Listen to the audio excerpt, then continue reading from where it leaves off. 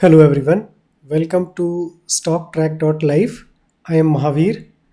आज के वीडियो में हम लोग डिमांड सप्लाई की थ्योरी को लर्न करेंगे, पूरा जानेंगे इसके बारे में कि मैं अपना एनालिसिस किस बेसिस पे करता हूँ। मेरी रिकमेंडेशन है कि बिना लर्न किए हुए आपको किसी को भी फॉलो नहीं करना चाहिए। तो पहले हम लोग एनालिसिस समझ लेते हैं, इसके पीछे क्या तरीके होते हैं, कौन से रूल्स होते हैं जिनको हम फॉलो करते हैं। देखिए, डिमांड एंड सप्लाई जो थ्योरी है वो यूनिवर्सल थ्योरी है। किसी भी फील्ड में वो अप्लाई होती है, चाहे हमारे डेली लाइफ हो, चाहे बिजनेस लाइफ हो, चाहे स्टॉक मार्केट हो। स्टॉक मार्केट पूरे वर्ल्ड की कहीं की भी हो सकती है, चाहे यूएस, जापान, क्रिप्टो, फॉरेक्स, ये हर जगह पर अप्लाई होती है। इसमें बहुत ही सिंपल स्टेप्स होते हैं, लेकिन जितना टाइम आप मार्केट में देंगे, उसको लर्न करने के लिए देंगे, उतना ही आपके लिए बेटर है। जैसे कि सेबी का डाटा आता है कि 92% लोग लॉस में होते हैं और सिर्फ 8% लोग सिर्फ पैसा कमा रहे होते हैं। तो बेसिकली आपको सिर्फ इतना समझना है कि 92% लोगों का पैसा 8% की जेब में जा रहा है, क्योंकि ये कंपनियों की जेब में नहीं जाता है जिन लोगों के वो शेयर्स होते हैं। ये तो जो ट्रेड करते हैं, एक सेलर और एक बायर, तो एक विन करता है, एक लूज़ करता है। तो 92% लोग वो लूज़ करते हैं और उसका जो पैसा है वो 8% लोगों पे जा रहा है। तो हमें सिर्फ अपने आप को शिफ्ट करना है 92 से 8% में। उसके लिए आपको थोड़ा टाइम तो देना पड़ेगा। देखिए, यूट्यूब पर ढेरों वीडियोस पड़े हुए हैं, लोगों के इंस्टाग्राम चैनल और सब कुछ भरे पड़े हैं। मैंने भी आज से 4-5 साल पहले बहुत लोगों को फॉलो किया था, लर्न करने के लिए काफ़ी सारा पैसा भी वेस्ट किया था, लेकिन कहीं से भी कोई सेटिस्फैक्शन नहीं मिला था। लेकिन उसके बाद में मैंने एक फ्री का जो चैनल है उसको फॉलो किया, पूरा लर्न किया, उनकी थ्योरी को समझा, अप्लाई किया। अप्लाई करने के बाद में मैं इतना कॉन्फिडेंट हो गया कि मैंने अपनी जॉब छोड़ के, मैं आज 3 साल तो मुझको जॉब छोड़े हो गए हैं, लेकिन उससे 1-1.5 साल पहले से ही जब मैं जॉब करता था तो साथ के साथ में ट्रेड करता था, और इतना कॉन्फिडेंट हो गया कि वो मैंने बहुत अच्छी जॉब थी मेरी, उसको छोड़ के आज मैं अपने घर से ही फुल टाइम ट्रेडिंग करता हूँ, और जब टाइम मिलता है तो कंटेंट बनाकर भी आप लोगों के साथ शेयर करता हूँ, जिनका नाम है जीटीएफ के यूट्यूब चैनल पे आप जाएं। वहाँ पर फ्री में उन्होंने अपने कोर्स डाले हुए हैं। 52 आवर्स का कोर्स है, उसको आप डेप्थ में लर्न कर सकते हैं। ये जो मैं वीडियो बना रहा हूँ उसी थ्योरी का एक शॉर्ट वर्जन है, लेकिन रिकमेंडेशन यही है कि आप पूरा टाइम वहाँ पर दें, पूरा सीखें, सीखने के बाद में उसको अप्लाई करें। अप्लाई करने के बाद में जब आप कॉन्फिडेंट हो जाएं तो आप ट्रेड करना या इन्वेस्टिंग करना स्टार्ट करें। देखिए, जब तक आप लर्न नहीं करेंगे तब तक कुछ नहीं होने वाला है। तो दोस्तों, ये शॉर्ट वर्जन है उसी कोर्स का, वहीं से कुछ कॉन्सेप्ट मैंने उठाए हुए हैं। साथ में ही मुझे एक स्मार्ट मनी कॉन्सेप्ट जो होता है वो भी काफ़ी अच्छा लगा था। बेसिकली दोनों सेम ही है, लेकिन कुछ कॉन्सेप्ट उनके अलग हैं, उनके अलग हैं, लेकिन मैंने दोनों का सार बनाकर ही उसको अप्लाई करना स्टार्ट किया। तो आज मैं एक प्रॉफिटेबल ट्रेडर हूँ और इन्वेस्टिंग भी करता हूँ, साथ में म्यूचुअल फंड का इन्वेस्टमेंट भी करता हूँ, एक रजिस्टर्ड डिस्ट्रीब्यूटर हूँ। तो आपको उससे रिलेटेड कोई भी काम है तो आप कमेंट सेक्शन में कर सकते हैं। बाकी बिना देरी किए हुए हम अपना वीडियो स्टार्ट करते हैं, ठीक है। आपसे एक रिक्वेस्ट है कि अगर आपको वीडियो अच्छा लग रहा है तो आप प्लीज़ लाइक बटन पे हिट कीजिएगा, कमेंट भी कीजिएगा, और अगर आपको ये अच्छा नहीं लग रहा है तो प्लीज़ नेगेटिव कमेंट ना करने की बजाय आप उसको छोड़ के बंद कर सकते हैं, कोई प्रॉब्लम नहीं है। तो चलिए फ्रेंड्स, स्टार्ट कर लेते हैं। तो देखिए, सबसे पहले हमें एक चीज़ जाननी है कि क्या सॉफ्टवेयर और हार्डवेयर की रिक्वायरमेंट होती है। तो देखिए, ट्रेडिंग व्यू तो सबसे बेस्ट है, लेकिन ट्रेडिंग व्यू का जो पेड वर्जन है वो हमको लेना पड़ता है, जो कि धन की ऐप पे बिल्कुल फ्री में अवेलेबल है, और उन्होंने फीचर्स भी काफ़ी दिए हुए हैं। तो मेरी जो रिकमेंडेशन है, जो मैं यूज़ करता हूँ, वही आपको रिकमेंड करूँगा।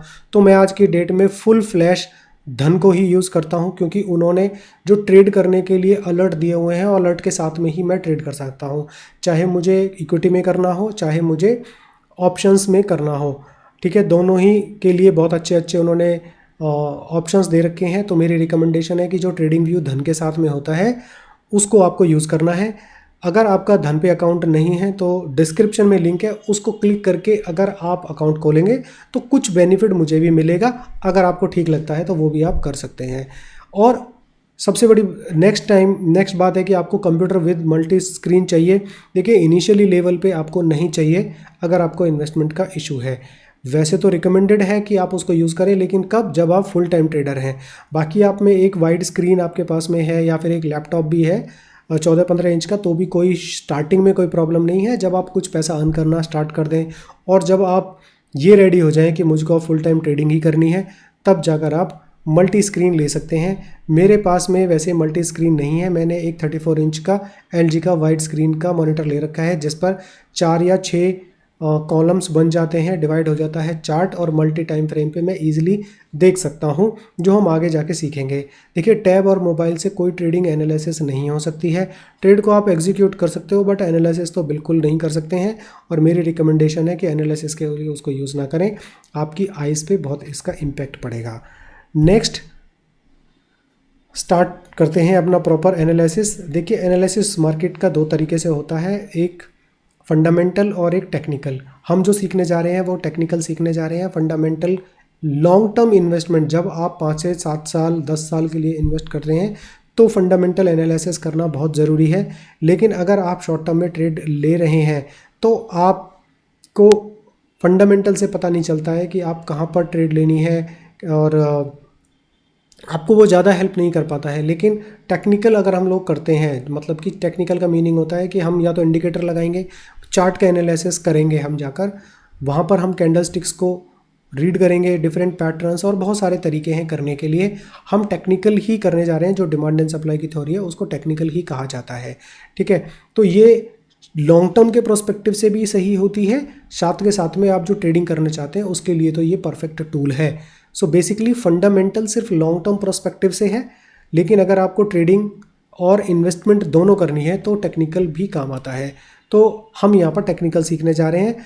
फंडामेंटल के लिए आप AI का भी यूज़ कर सकते हैं, जो कि बहुत ही आसान है आज की डेट में। देखिए, अब बात कर लेते हैं कैंडल स्टिक्स के बारे में, जिसके बेस पर ही हम सब कुछ करने जा रहे हैं, तो हमें उसके बारे में भी जानकारी होना बहुत ज़रूरी है। वैसे तो आप अगर पहले से ही ट्रेड करते आ रहे हैं तो थोड़ी बहुत जानकारी होगी, लेकिन इस कॉन्सेप्ट को भी समझ लें क्योंकि ये हमारे काम आने वाला है। देखिए, 2 ही तरह की कैंडल होती हैं कलर में, एक ग्रीन होती है और एक रेड होती है। इसके डिफरेंट पार्ट होते हैं। जो ये बीच का एरिया आप देख रहे हैं ना, ये होता है बॉडी, और जो ऊपर की तरफ ये नॉक निकली हुई है इसको कहते हैं विक। तो ये बॉडी कैसे बनती है, ऊपर इसका एक रूल है, closing price minus opening price अगर पॉजिटिव होता है तो वो एक ग्रीन होती है। मतलब मान के चलते हैं कि ओपनिंग प्राइस 915 को किसी स्टॉक का, या जो भी टाइम फ्रेम हमने ओपन किया हुआ है उस टाइम पे 100 था, बढ़ के वो 120 हो गया, तो ये बन गई बॉडी। मतलब कि ओपनिंग और क्लोजिंग का जो पार्ट होगा वो होता है बॉडी। लेकिन इट में पॉसिबल कि डे टाइम में वो थोड़ा सा ऊपर गया हो, 130 का उसने हाई लगाया हो, ऐसा आपने सुना होगा बहुत सारी वीडियोस में, लेकिन वो क्लोज हुआ है 120 पे, 100 पे ओपन हुआ था, 100 फिर वो 90 पे नीचे गया, लेकिन वहाँ पर वो सस्टेन नहीं हो पाया, और फिर उसने 130 का हाई लगाया और 120 पे क्लोज हो गया। तो जो ओपनिंग और क्लोज का बीच का पार्ट है इसको कहते हैं बॉडी, और जो ऊपर की जो ये लाइन निकली हुई है इसको कहते हैं विक, और जो सबसे टॉप में जो प्राइस उसको कहते हैं हाई, और जो वो सबसे निचले स्तर पर गया था उसको कहते हैं लो। इसका बिल्कुल उल्टा ही होता है रेड कैंडल में, मतलब कि closing price minus opening price अगर नेगेटिव होता है तो वो रेड कैंडल होती है, और ऐसे ही वो लो और हाई लगाती है। ओपनिंग प्राइस था 100 रुपीज़, लेकिन वो ऊपर गया 110 तक, लेकिन वहाँ सस्टेन नहीं हुआ, और फिर नीचे तक गया, काफ़ी नीचे तक गया, उसने उस दिन पे या उस पर्टिकुलर टाइम फ्रेम पे 80 का लो लगाया, लेकिन वो क्लोज हुआ 90 पे। तो जो 90 से 100 की बीच का पार्ट है इसको कहेंगे बॉडी, और उसके ऊपर का पार्ट जो है ये अपर विक होगी, और जो नीचे का पार्ट है वो लोअर विक होगी। चाहे रेड कैंडल हो चाहे ग्रीन कैंडल हो, दोनों के केस में ही नीचे वाला पार्ट जो है वो लोअर विक होता है और ऊपर वाला पार्ट अपर विक होता है। तो ये जानना बहुत ज़रूरी है, क्योंकि हम इस कैंडल के बेस पर ही डिसाइड करेंगे कि कौन सा एरिया बेस्ट होता है। दोस्तों, नेक्स्ट कॉन्सेप्ट है डिमांड एंड सप्लाई।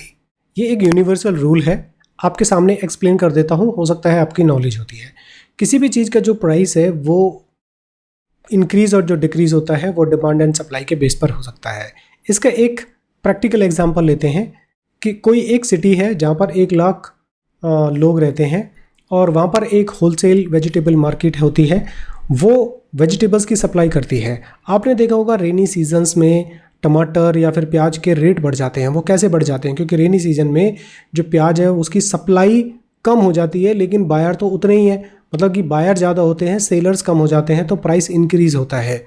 ऐसे ही बाद में जाकर जब सप्लाई प्रॉपर हो जाती है, मान के चलते हैं वहाँ पर पहले एक ट्रक 1 महीने के लिए या 1 वीक के लिए आता था, ठीक है। लेकिन जैसे ही रेनी सीज़न होता है या किसी भी रीज़न की वजह से ही सप्लाई कम हो जाती है, पहले एक ट्रक आ रहा था, अब वो 2 वीक के लिए आ रहा है, मतलब आफ्टर 15 डेज़ एक ट्रक वहाँ पर इनकमिंग हो रही है, तो मटेरियल की सप्लाई कम हो गई है, लेकिन बायर तो उतने ही है, बायर ज़्यादा है, तो उसके जो प्राइस है वो इंक्रीज़ हो जाते हैं।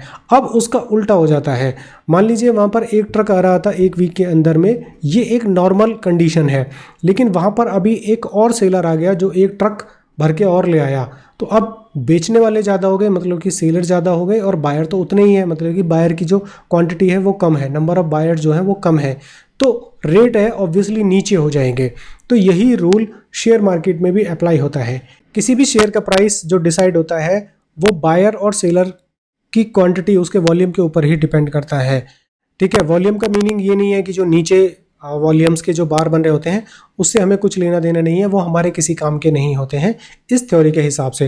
हो सकता है आपके सेटअप में वो काम आते होंगे, तो इन चीज़ों को प्लीज़ एक्सक्यूज़ कीजिएगा अगर मैं ऐसे किसी वर्ड का यूज़ करता हूँ कि हमारे सेटअप में वॉल्यूम्स का कुछ लेना देना नहीं होता है, ठीक है। ऐसे ही तो जो नंबर ऑफ़ बायर्स होते हैं, जो नंबर ऑफ़ सेलर्स होते हैं, वो दोनों की जहाँ मैचिंग होती है वहाँ पर प्राइस सस्टेन रहता है, मतलब कि कंसोलिडेशन फेज में रहता है। लेकिन जैसे ही नंबर ऑफ़ बायर्स इंक्रीज़ हो जाते हैं तो प्राइस जो है वो अप चला जाता है, एक ग्रीन कैंडल फॉर्म हो जाती है। ऐसे ही इसका उल्टा हो जाता है, अगर एक रेड कैंडल फॉर्म हो रही है तो इट मीन्स कि वहाँ पर सेलर हावी हैं और सेलिंग स्टार्ट हो चुकी है। तो बेसिकली यहाँ पर जो मैंने बनाया हुआ है कि अगर डिमांड इंक्रीज़ होती है और सप्लाई कम होती है तो प्राइस हमेशा इंक्रीज़ होगा, उसका उल्टा अगर डिमांड कम होती है और सप्लायर ज़्यादा होते हैं तो प्राइस हमेशा नेगेटिव रहेगा। अब जो टाइप और कैंडल्स की जो स्ट्रेंथ होती है उसको नापते हैं।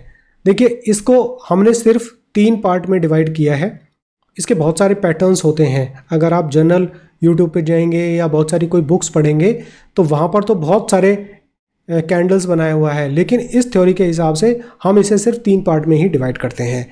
ग्रीन कैंडल जिसको हमने 3 पार्ट में डिवाइड किया है, एक है बुलिश नॉर्मल, एक बुलिश स्ट्रॉन्ग और बुलिश वेरी स्ट्रॉन्ग। ये जो 3 कैंडल मैंने यहाँ पर बनाई हुई हैं, अगर मूवमेंट बाकी कैंडल्स के हिसाब से थोड़ी सी ज़्यादा है तो वो एक नॉर्मल कैंडल होगी और विक पार्ट उसमें बहुत कम होना चाहिए। अगर बहुत ज़्यादा मूवमेंट हुई है, अब मैं ना ज़्यादा और कम बोल रहा हूँ, मैं कोई परसेंटेज नहीं दे रहा हूँ, तो बेसिकली ये डिपेंड करता है उसके आजू बाजू की कैंडल्स कैसी हैं, जो लेफ़्ट साइड में जो कैंडल्स बनती हैं वो किस साइज़ की हैं, उससे पहले प्राइस कैसा चल रहा था, उसके बेस पे हम डिसाइड करते हैं, जिसे हम डेफिनेटली चार्ट के ऊपर जाकर भी सीखेंगे। तो एक नॉर्मल अप मूवमेंट हुई है तो उसको हम बुलिश नॉर्मल कैंडल बोलेंगे। ऐसे ही बुलिश स्ट्रॉन्ग कैंडल होगी अगर एक मीडियम रेंज की अप मूवमेंट हुई है, और एक बोलेंगे बुलिश कैंडल। इसका लाइव एग्जांपल है जैसे कि कल आईटी सेक्टर में हुआ था, तो आईटी सेक्टर में कल टोटल 5% की ग्रोथ थी, लेकिन टीसीएस और बहुत सारे स्टॉक्स में बहुत 7-7, 8-8% की ग्रोथ थी, तो उसको मैं बोलूँगा बुलिश वेरी स्ट्रॉन्ग। जैसे कि 15-20% की कोई कैंडल बनती है तो वो बोली जाएगी बुलिश वेरी स्ट्रॉन्ग। और उसका उल्टा आज हो गया, आज आईटी सेक्टर पूरा नीचे आ गया, तो उसको हम यहाँ पर कन्वर्ट कर सकते हैं कि वो बियरिश वेरी स्ट्रॉन्ग कैंडल है। ऐसे ही अगर एक मीडियम लेवल की सेलिंग होगी, रेड कैंडल होगी, तो उसको हम मीडियम या फिर बियरिश स्ट्रॉन्ग कैंडल बोलेंगे, और एक नॉर्मल सी अगर सेलिंग हुई है तो उसको हम बियरिश नॉर्मल कैंडल बोलेंगे। तो इन चीज़ों का ध्यान रखना है। उसके बाद में आप देखेंगे इस तरह की बहुत सारी कैंडल्स होंगी, तो इसको हम बोलेंगे स्मॉल कैंडल या फिर बेस कैंडल, और इनका कोई यूज़ नहीं होता है। हमें जो ध्यान देना है, हमें इस तरह की तीनों, ये जो 6 कैंडल है ना, इन पे ध्यान देना है। हालांकि ये भी काम की हैं, लेकिन हमारे जो प्राइस को डिसाइड करेंगी वो तो इस तरह की कैंडल डिसाइड करेंगी। तो इसका कलर चाहे रेड हो चाहे ग्रीन हो, उससे कोई फ़र्क नहीं पड़ता है। तो ये चाहे किसी भी तरह की, मतलब विक पार्ट ज़्यादा होगा, विक पार्ट ऊपर की तरफ में ऐसा बनना होगा, मतलब कि ये जैसे हैमर कैंडल बोलते हैं, इसको इन्वर्टेड हैमर कैंडल बोलते हैं।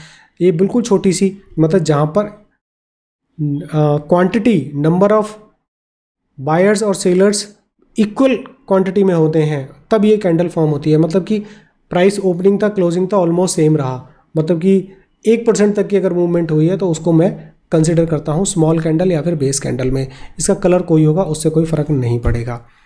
नेक्स्ट कॉन्सेप्ट है कि एरिया ऑफ ऑर्डर्स। तो अब हमने ये कॉन्सेप्ट तो सीख लिया कि प्राइस बढ़ता है, बायर्स ज़्यादा होते हैं और सेलर्स अगर कम होते हैं तो प्राइस बढ़ जाता है। अब उस एरिया को कैसे आइडेंटिफाई किया जाएगा? तो उस एरिया को इस तरह से आइडेंटिफाई किया जाएगा को हमको एक बुलिश ग्रीन कैंडल देखनी है और उसके साथ में एक स्मॉल कैंडल होनी चाहिए। अब यहाँ पर 1 2 3 4 कितनी होनी है वो आगे जाके पूरे सेटअप में सीखेंगे, लेकिन फ़िलहाल मान के चलिए कि हमें इस तरह का एरिया आइडेंटिफाई करना है। तो इस तरह का एरिया जब हम आइडेंटिफाई करेंगे तो अगर प्राइस घूम के वापस आएगा तो ये पूरा का पूरा जो एरिया है ना, जो यहाँ से यहाँ तक स्टार्ट हो रहा है, ये मेरा एक बाइंग जोन होगा, जिसे हम डिमांड जोन बोलेंगे। ठीक है। इसका उल्टा अगर बहुत ज़्यादा सेलिंग हुई है और उसके ऊपर में प्राइस कुछ दिन कंसोलिडेशन हुआ है, डिपेंडिंग कि हम किस पीरियड की बात कर रहे हैं, अगर इसको हम डेली की कैंडल मान लेते हैं, तो अगर एक दिन में बहुत ज़्यादा अप मूवमेंट हुई है, ठीक है, 10-15% की अप मूवमेंट हुई है और उससे पहले इस तरह की छोटी मूवमेंट थी, तो ये जो एरिया होगा टॉप से लेके बॉटम तक का, इसको हम इस तरह से लाइन मार्क करेंगे या फिर रेक्टेंगल मार्क कर लेंगे और ये स्टार्टिंग पॉइंट से लेके एंड पॉइंट तक का मेरा वो पूरा जोन को कंसिडर किया जाएगा। इसके उल्टे में ऐसे अगर प्राइस यहाँ पर आएगा तो संभावनाएं होंगी कि प्राइस नीचे जाएगा। तो ये कॉन्सेप्ट हो गया एरिया ऑफ ऑर्डर्स। अब इसके पीछे क्या लॉजिक होता है, उस थ्योरी पे ना जाके बस आप ये समझते जाइए, तो आपको जो मेरा जो एनालिसिस है जो हम करते हैं वो समझ में आना स्टार्ट हो जाएगा। और दोस्तों कुछ दिन आप फॉलो करेंगे ना तो आपको भी लगेगा कि सच में ये तो कुछ मैजिक ही हो रहा है। ठीक है। अब हम जाते हैं यहाँ पर। अब स्ट्रेंथ कितनी है उस ऑर्डर की, वो डिपेंड करेगा कि वहाँ से मूवमेंट कितनी हुई है। अगर हम बाइंग ऑर्डर के बारे में बात कर रहे हैं तो अगर एक नॉर्मल बाइंग आई है, मतलब कि बाकी स्मॉल कैंडल कम थी वहाँ पर और एक नॉर्मल सी अप मूवमेंट हुई है वहाँ पर, चाहे वीकली हो चाहे डेली हो, हम मेनली डेली को यहाँ पर लेके कंसिडर कर रहे हैं। तो एक दिन में, जैसे कि सिंपल एग्जांपल है, आज की डेट है 2 जून, तो आप 1 जून की TCS की कैंडल देख लेना, तो मैं उसको एक मीडियम टाइम की, मतलब कि स्ट्रॉन्ग बाइंग मानूंगा।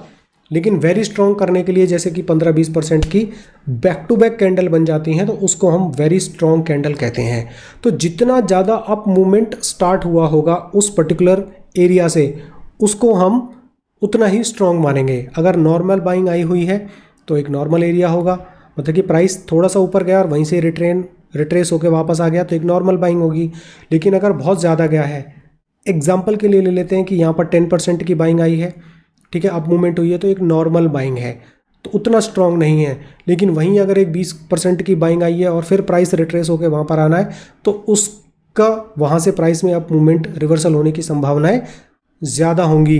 ऐसे ही अगर वहाँ पर 30 से 40% की अप मूव आई है, अच्छा जो परसेंटेज का जो मैं नाम ले रहा हूँ ना, ये सिर्फ एग्जाम्पल के लिए है, ज़रूरी नहीं है 30 से 40% की अप मूव आई है तभी मैं उसको स्ट्रॉन्ग मानूंगा। ये डिपेंड करेगा चार्ट पे सिचुएशन क्या है। तो ये समझने के लिए कि वो एरिया कौन सा ज़्यादा स्ट्रॉन्ग हो सकता है, इस बात पे आप ज़्यादा गौर करेंगे। इसके उल्टे ही स्ट्रेंथ ऑफ सेलिंग ऑर्डर की, एक नॉर्मल सेलिंग आई है तो वो एरिया उतना ज़्यादा स्ट्रॉन्ग मैं नहीं मानूंगा। एक ज़्यादा सेलिंग आई है तो उसको एक स्ट्रॉन्ग सेलिंग एरिया मान लूँगा। लेकिन अगर बहुत ज़्यादा सेलिंग हुई है और प्राइस वहाँ से वापस से रिट्रेस होकर ऊपर गया है तो उसको मैं बहुत ज़्यादा strong, very strong selling area उसको कंसिडर करूँगा। अब मेरे को ये पता चल गया कि एक एरिया होता है, ठीक है, मेरे को ये भी पता चल गया कि कैंडल कितने तरह की होती हैं। अब मुझको एक नया कॉन्सेप्ट सीखना है, मुझे ना कैंडल्स के कुछ पैटर्न्स सीखने हैं। तो बेसिकली यहाँ पर मैं 2 तरह के पैटर्न को आपके सामने बताने जा रहा हूँ, एक्सप्लेन करने जा रहा हूँ। एक होता है रिवर्सल। होता है क्या है कि प्राइस डाउन मूवमेंट में है, रेड कैंडल बन रही है एवरीडे, नीचे आता जा रहा है, प्राइस आता जा रहा है, फिर नीचे आकर, या तो मैं डेली की बात कर रहा हूँ, अभी डेली पे डाउन मूवमेंट आ रहा है, ठीक है, 2-4-5% वो नीचे गिरता जा रहा है, फिर वो नीचे आकर किसी भी सपोर्ट पर या विदाउट सपोर्ट वहाँ पर वो रुक जाता है। हो सकता है उसमें सेम डे में ही प्राइस रिवर्स हो जाता है या फिर 2-3 दिन वहाँ पर कंसोलिडेशन होने के बाद में अप मूवमेंट स्टार्ट हो जाती है। तो बेसिकली इसमें हुआ क्या, प्राइस सेलिंग हो रही थी, उसमें नीचे आ रहा था, रेड कैंडल बन रही थी और वहीं से ही फिर प्राइस अप होना स्टार्ट हो गया, तो इसको हम बोलेंगे रिवर्सल पैटर्न। ठीक है। एक कंडीशन क्या हो सकती है कि मेरे पास में कॉन्टिन्यूस प्राइस अप जा रहा है, अप जा रहा है, एक स्ट्रॉन्ग कैंडल बनी, फिर वहाँ पर प्राइस कुछ दिन रुक गया, फिर दोबारा से कॉन्टिन्यूस वो चलता रहा। लेकिन अब बीच में जो ये बेस कैंडल है या स्मॉल कैंडल है, इसका होना बहुत ज़रूरी है, तभी वो एक कॉन्टिन्यूस पैटर्न होगा। तो बेसिकली रिवर्सल पैटर्न के रूल क्या है कि जो फ्रंट कैंडल है, ये वाली जो कैंडल है, ये एक बुलिश स्ट्रॉन्ग कैंडल होनी चाहिए, ठीक है। उसके बीच में कुछ स्मॉल कैंडल होनी चाहिए, और इसके जो बैक कैंडल है यहाँ पर एक बेयरिश कैंडल होनी चाहिए, ठीक है। जीटीएफ के हिसाब से इसको लेग इन बोलते हैं, इसको बेस बोलते हैं, और इसको लेग इन, बेस और लेग आउट इस तरह से बोलते हैं। मैंने यहाँ पर सिर्फ इनका नाम थोड़ा इजी करने के लिए ये फ्रंट कैंडल, ये मिडिल कैंडल और ये बैक कैंडल के नाम से इसका नाम दे दिया है। इसके कॉन्टिन्यूस में अब क्या होगा कि वो ग्रीन कैंडल ही होगी, मतलब कि पैटर्न में जो बैक कैंडल है, अगर वो रिवर्सल पैटर्न है तो जो बैक कैंडल है वो रेड रहेगी, और कॉन्टिन्यूस पैटर्न के हिसाब से वो एक ग्रीन कैंडल रहेगी जो बैक कैंडल है। बाकी ये दो कैंडल तो बिल्कुल सेम ही रहनी है। तो बेसिकली ये वाली कैंडल को यहाँ उठा के अगर रेड कर दूंगा तो ये रिवर्सल हो जाएगा, और यहाँ पर नीचे ये कॉन्टिन्यूस चलता आ रहा है, बीच में एक स्मॉल कैंडल बनी है, तो ये कॉन्टिन्यूस पैटर्न हो जाएगा। इसका बिल्कुल उल्टा सीलिंग जोन के लिए होता है, प्राइस अप जा रहा था और एक संग रिवर्सल आ गया। तो तीनों चीज़ों का होना बहुत ज़रूरी है, इस बात का ध्यान रखना है, leg in, base, leg out, ठीक है, रिवर्सल और कॉन्टिन्यूस पैटर्न। अब इसके नाम कुछ भी दे सकते हैं आप, लेकिन आपको सिर्फ पैटर्न समझना है और तीनों चीज़ें होनी चाहिए। अब आते हैं कि हमें जो बाइंग जोन है उसको मार्किंग कैसे करनी है। तो यहाँ पर बेसिकली मार्किंग कैसे करनी होती है कि हमें जो करंट मार्केट प्राइस होता है, इसका जो रूल है ना, इसको आप लिख लेना, सारे नोट्स बना लेना प्रॉपर तरीके से, तभी आप इसको समझ पाएंगे कि एक जो करंट मार्केट प्राइस है ना, वहाँ पर आपको एक हॉरिजॉन्टल लाइन डालनी है और आइडेंटिफाई करना है एक स्ट्रॉन्ग बुलिश कैंडल को। फिर उसके लेफ्ट हैंड साइड में ये देखना है कि वहाँ पर कोई पैटर्न बन रहा है या नहीं बन रहा है, मतलब कि रिवर्सल हुआ है या नहीं हुआ है, कॉन्टिन्यूस पैटर्न हुआ है या नहीं हुआ है, ठीक है। अब मैं बाइंग जोन की बात कर रहा हूँ, तो हमेशा बाइंग जोन हमें करंट मार्केट प्राइस से नीचे की साइड में देखना होता है। ध्यान रखिएगा, ये बहुत ही इंपॉर्टेंट है, यहाँ पर बहुत ज़्यादा कन्फ्यूज़न होता है स्टार्टिंग के टाइम पे। फिर उसके बाद में मुझे एक रेक्टेंगल मार्क करना है, ठीक है। कहाँ से मार्क करना है? जो मेरी स्मॉल कैंडल्स थी उसके टॉप से लेके नीचे तक, ये मैं आपको अभी मार्क करके दिखाऊंगा। अब इसका उल्टा हो जाता है सेलिंग जोन पे।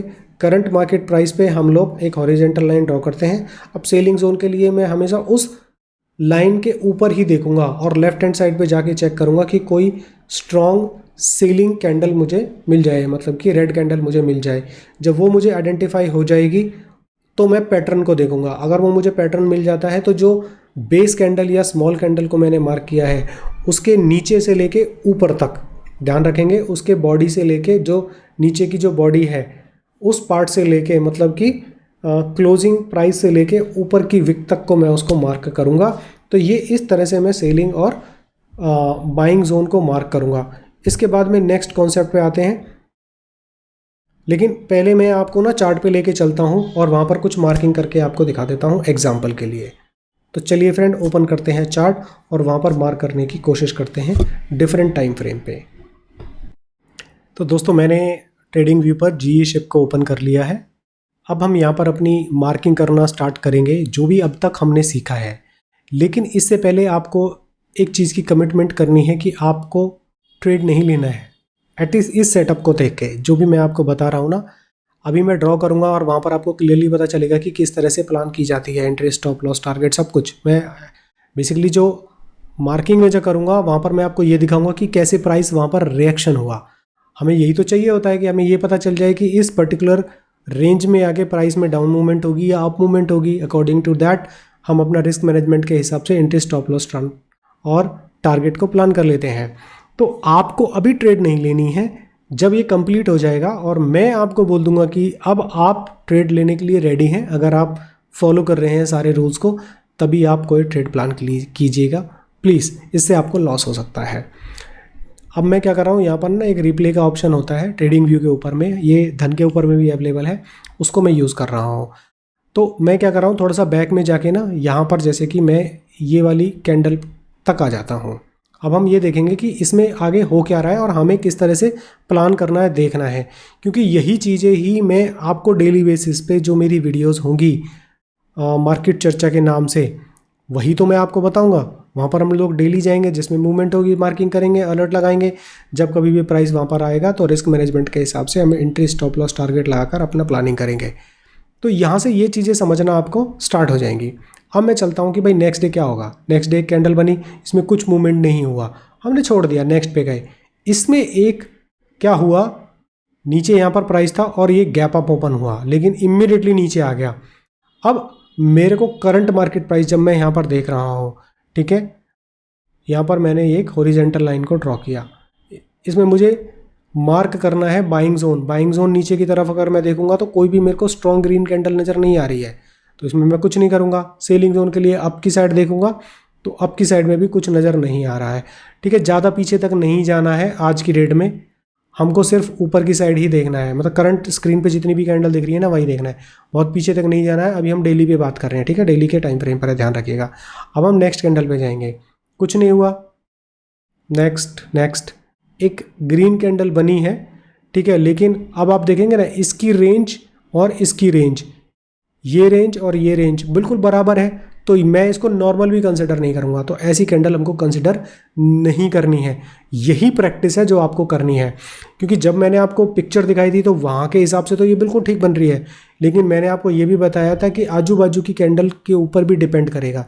तो लेफ्ट हैंड साइड की कैंडल की जो रेंज है वो ऑलमोस्ट इसी के बराबर है। हालांकि इसका जो बॉडी है, मैं इसको और बड़ा कर लेता हूँ ना, तो अब आपको लगेगी अरे ये तो यार बुलिश कैंडल हो गई, ठीक है, आप मीडियम भी मान सकते हैं। लेकिन आप ये भी तो सोचिए जो इसकी रेंज है और इसकी रेंज के बराबर नहीं है, तो ये कैंडल हमको कंसिडर नहीं करनी है।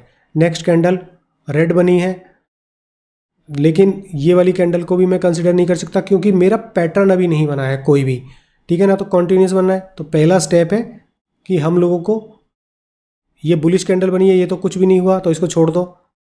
अब आगे एक और बुलिश कैंडल बनी, स्ट्रॉन्ग है लेकिन पैटर्न यहाँ भी नहीं बना। बीच में एक रेड कैंडल है लेकिन ये भी तो स्ट्रॉन्ग है, कोई पैटर्न नहीं है, छोड़ दिया, आगे बढ़े। ये कुछ भी नहीं हुआ, छोड़ दो इसको, इसको भी छोड़ दो, इसको भी छोड़ दो।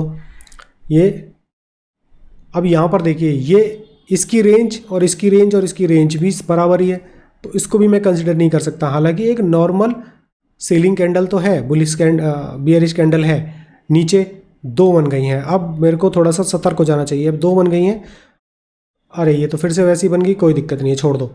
अब यहाँ पर चेक कीजिए, ये एक स्ट्रॉन्ग कैंडल आपको नज़र आ रही है ना, क्योंकि इसके और एक पैटर्न भी बन गया यहाँ पर। इसकी रेंज से तो ये काफ़ी ज़्यादा है, बॉडी पार्ट बहुत ज़्यादा है इसका, ठीक है। और इसके पीछे भी जो एक है मेरे पास में, रिवर्सल टाइप नहीं हो गया ये।